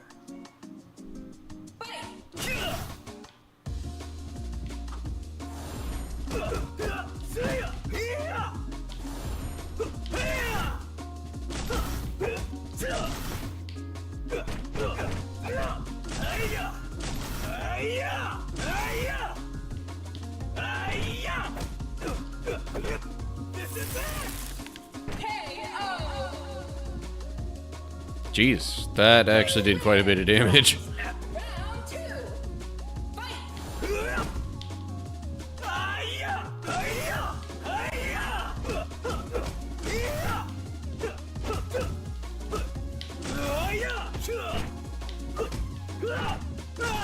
For justice!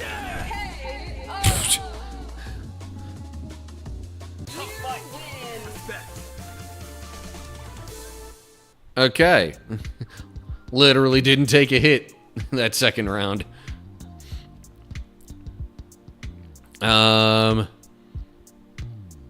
Ice shard. And that's what we're going with. Okay. Now, the fact that it says air okay, I assume means that it can be used in the air.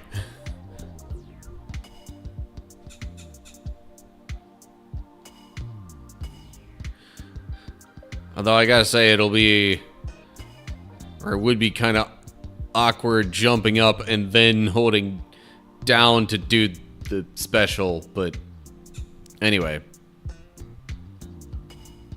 Ready to fight for justice! Oh.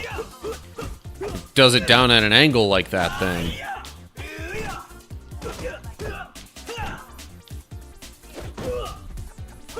Freaking dropped frames there, man. For justice!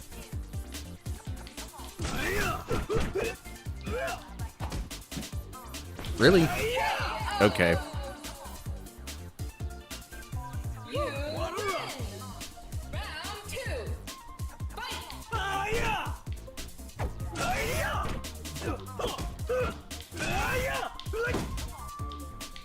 For justice!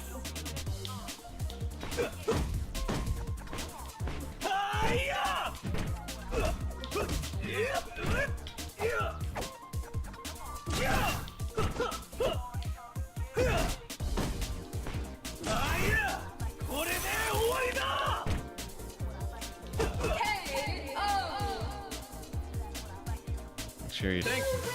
That was epic.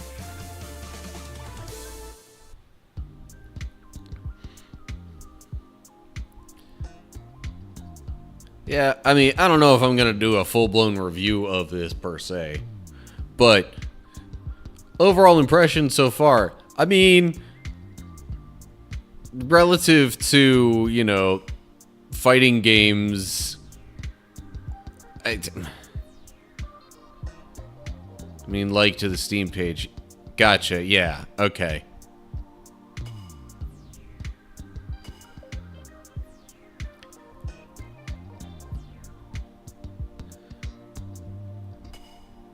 And new rival, Roxy. Ready to fight for justice.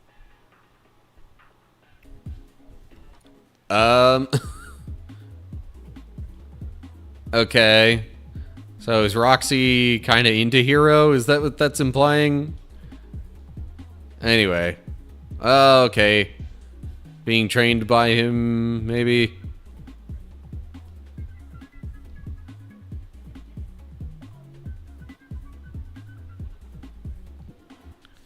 I don't know why there's so much delay between some of these lines of dialogue here.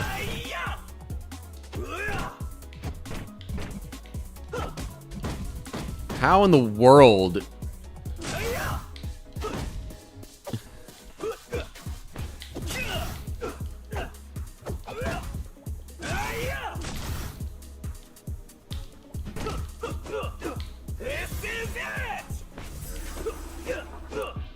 What the? What even is that super?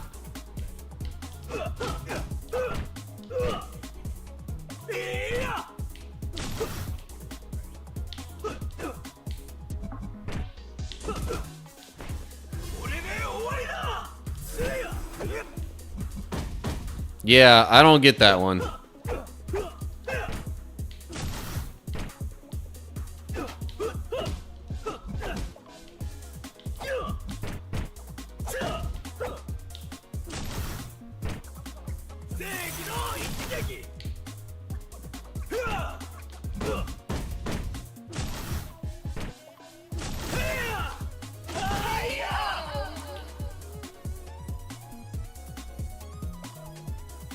Round two. Fight. KO.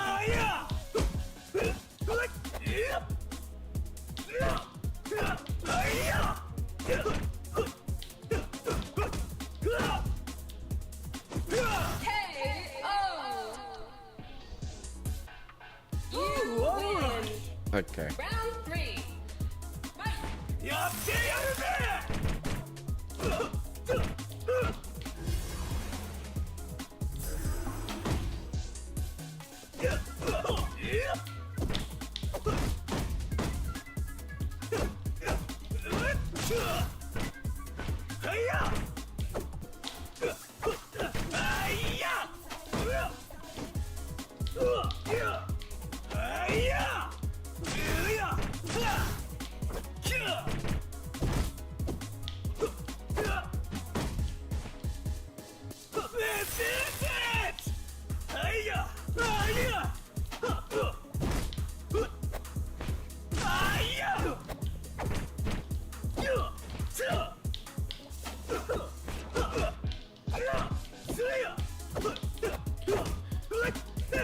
The frames, man.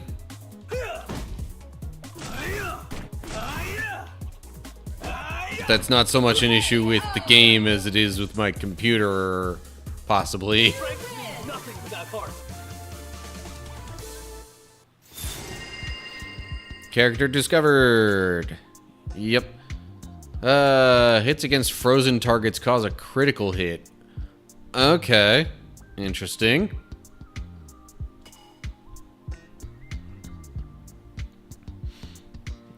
So, new super option. Or, well, I already have Ice Shard. Okay, super spin kick. Yeah, I don't... Super fast punch that wall bounces.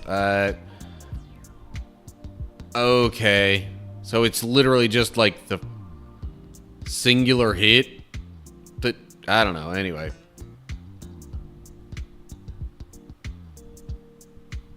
But we're choosing one of these to replace, which... Okay, guess the Cryo Blast is gone. Oh well. Alright. Now we have our healing choice. Now I see the totally legit clinic. 100% medically licensed. Could you not... Would it be possible for one to only be 50% medically licensed? Don't quite get that, but oh well. Full heal. Alright. And now, oh, so now we have an elite and then the boss. Alright, let's see here. Got Adrian or Vex.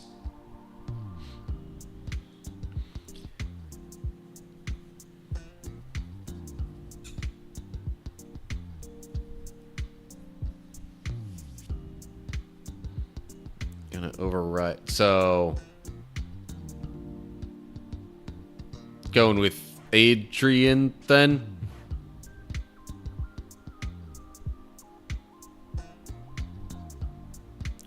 Okay. People say I'm trouble. People are right.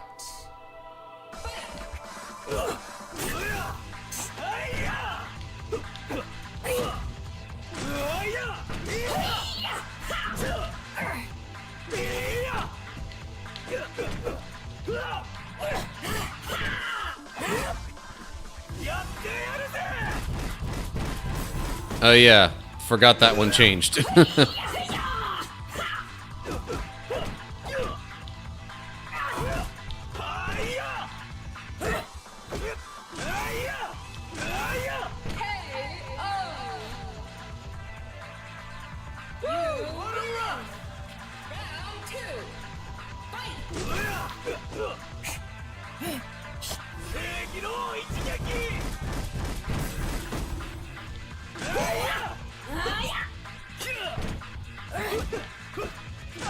I mean, the new super isn't bad.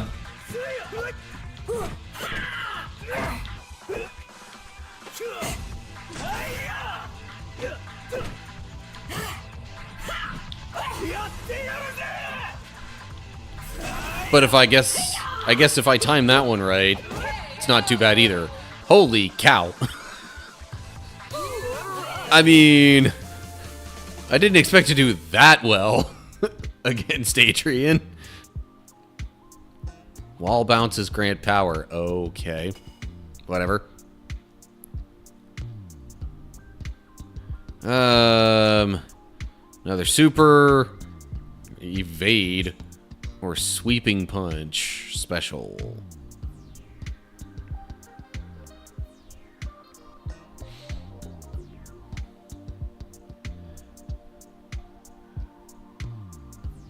So then I guess,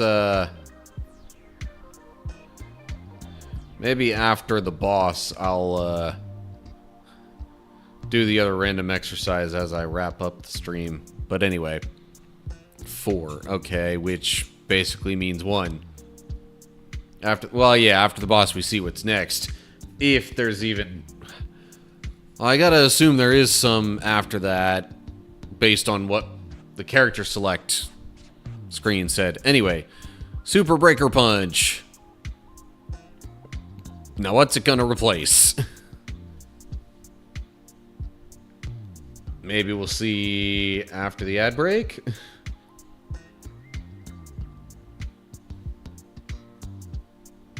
2, okay.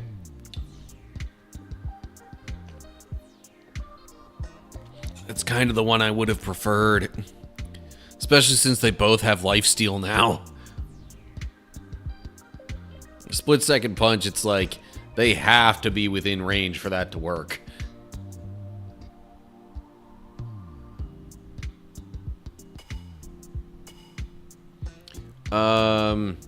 Yeah.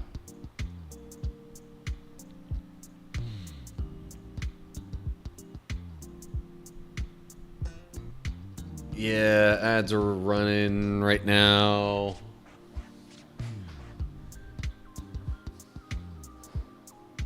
Wow, really?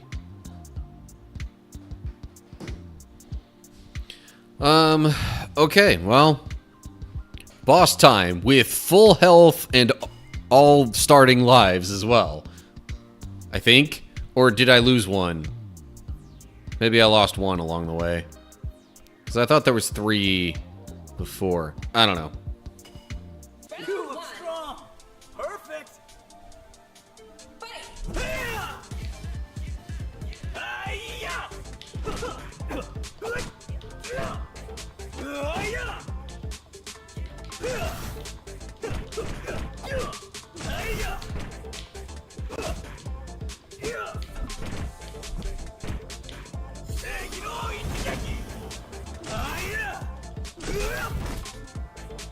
Okay, not gonna get to just spam the specials.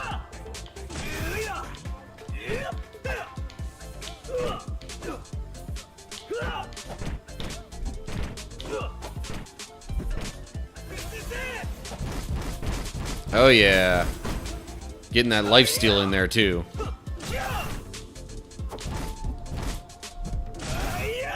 Oh, come on.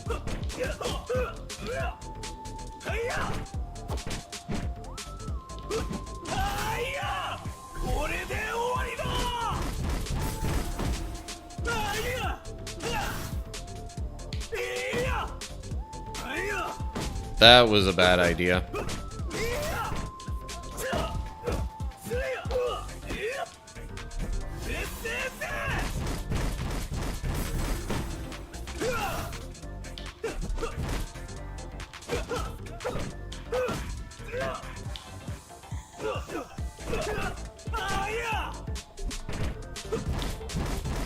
Ouch.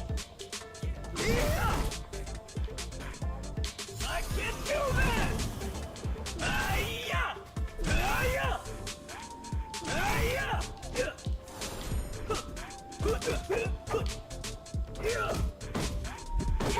Ah, doggone it. But hey, that was only my first life. Hi-ya! This is it! Hi-ya!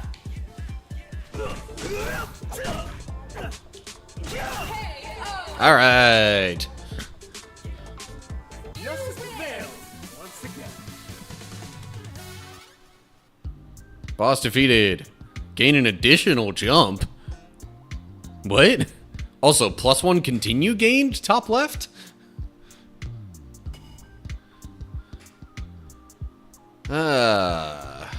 Rising double rend. Slashing pounce. Or demon drain. Huh. Anyway. 4 would be this one. Alright, and then what are we replacing?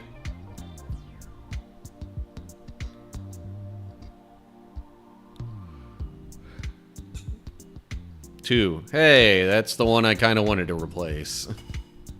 Because that one doesn't have any special effects there. Character unlocked, Imani. Okay, and yeah, what? Hold up. There's a mirror battle? In Act 2? And jeez. New rival plus what's the other thing with her, whatever her name was. I'm like, yeah, well, more to check out on your own time.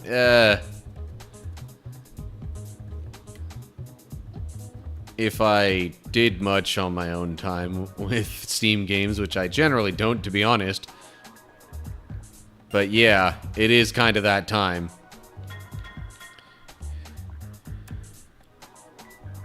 And I have to imagine you could save and exit in the full version. That would be severely disappointing if you could not. But, yeah. Oh, it does say continue run there. Would I be able to continue it after closing the game? I don't know, but hopefully that would be the case, at least in the full version. Well, when it says continue run, oh, test it like that. Okay. Give me a sec. I'm gonna change scenes here, or at least try to change scenes to not make this super awkward.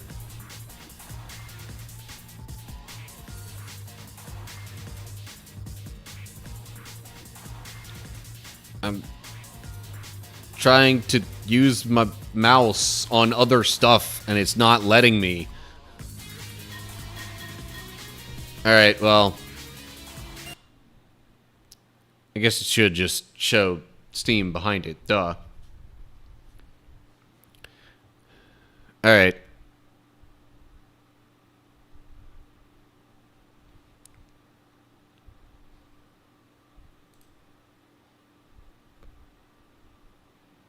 Let's just see real quick.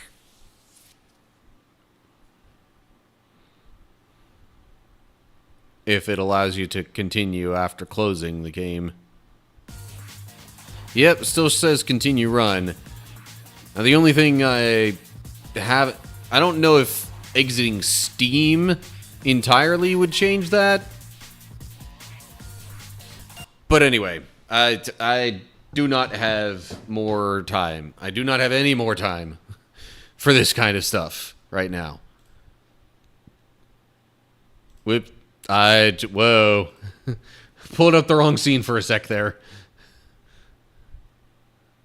Was unintentionally showing part of the screen that the game was on still, or anyway. Okay.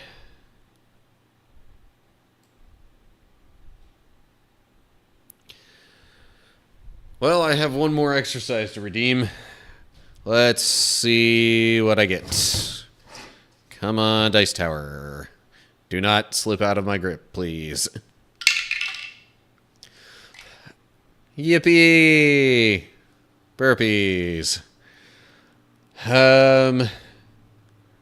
Okay, well.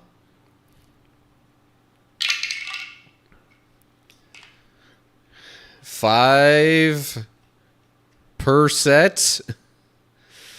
Well,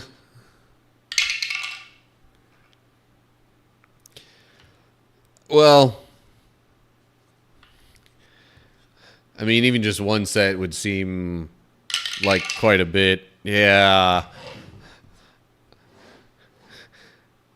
Otherwise, I'm doing 5 sets. And good luck having me do 25 burpees right now. So, yeah. Okay. Let me...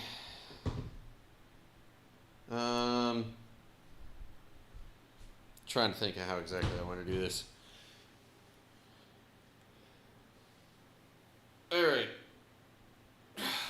Jeez.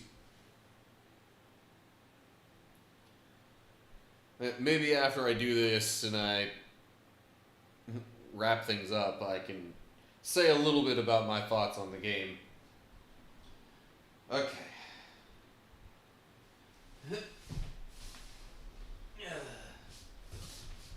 1.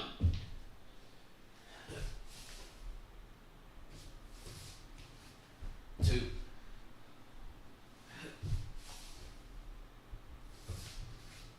3. Man, my one foot's wanting to cramp up for some reason.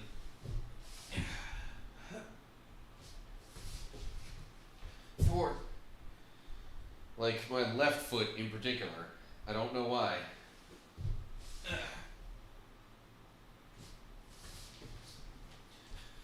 Okay. That was 5. And since that was my first roll, that's what I'm going with. Not the 25, that was my second roll. So yeah.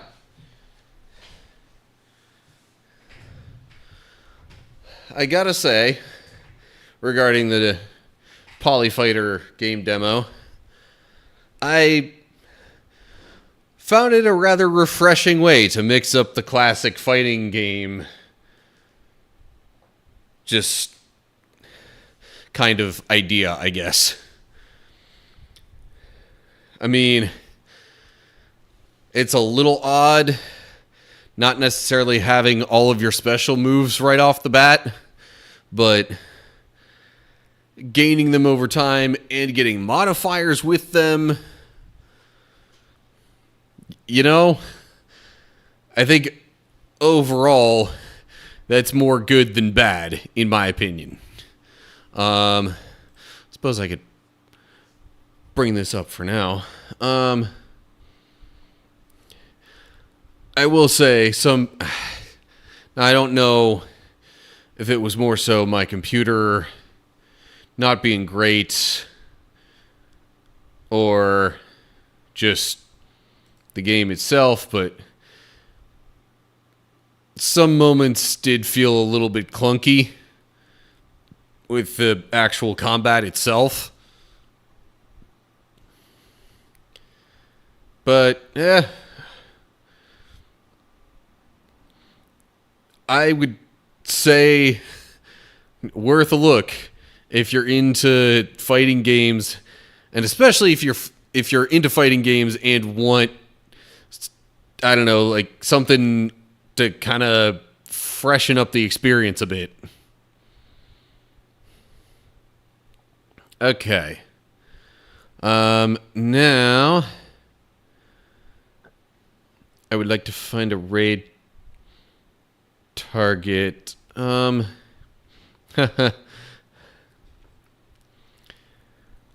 Couple of people are playing Kingdom Hearts games. Interesting. I'm not sure if by emulator or what, but Chrono looks to actually be playing 358 over 2 days. I need to raid just me. Really? Seemed like just a moment ago it wasn't just you. Yeah, I'm seeing 2 viewers on Twitch. Yeah. Hey.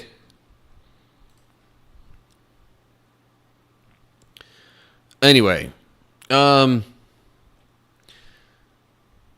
So. Upcoming schedule before I wrap things up. Now that Next Fest is out of the way. I suppose next week we'll actually get to what I had planned this week, but I digress. Tomorrow's Borderlands 4 stuff. Going to be continuing the main story there. And it's seemingly getting kind of, to the final conflict, but I don't know how much is still to go in the lead up to that. And then a week from today, yes, Melody of Memory side questing mission star stuff after Bible study, unless something else comes up. And then a week from tomorrow, if anyone's wondering, actually, I haven't announced that yet, have I? I know I had tossed around the idea of either Hades or Hogwarts Legacy. Yeah.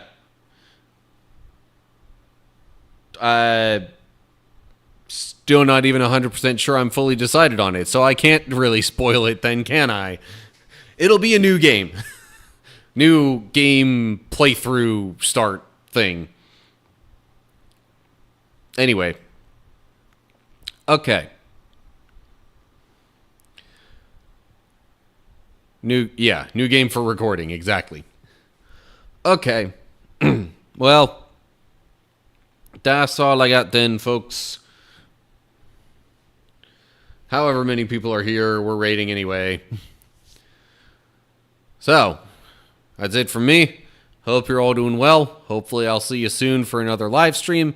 Feel free to check out edited/archived stuff on YouTube in between. But whatever ends up happening, till next time, stay cool, everybody.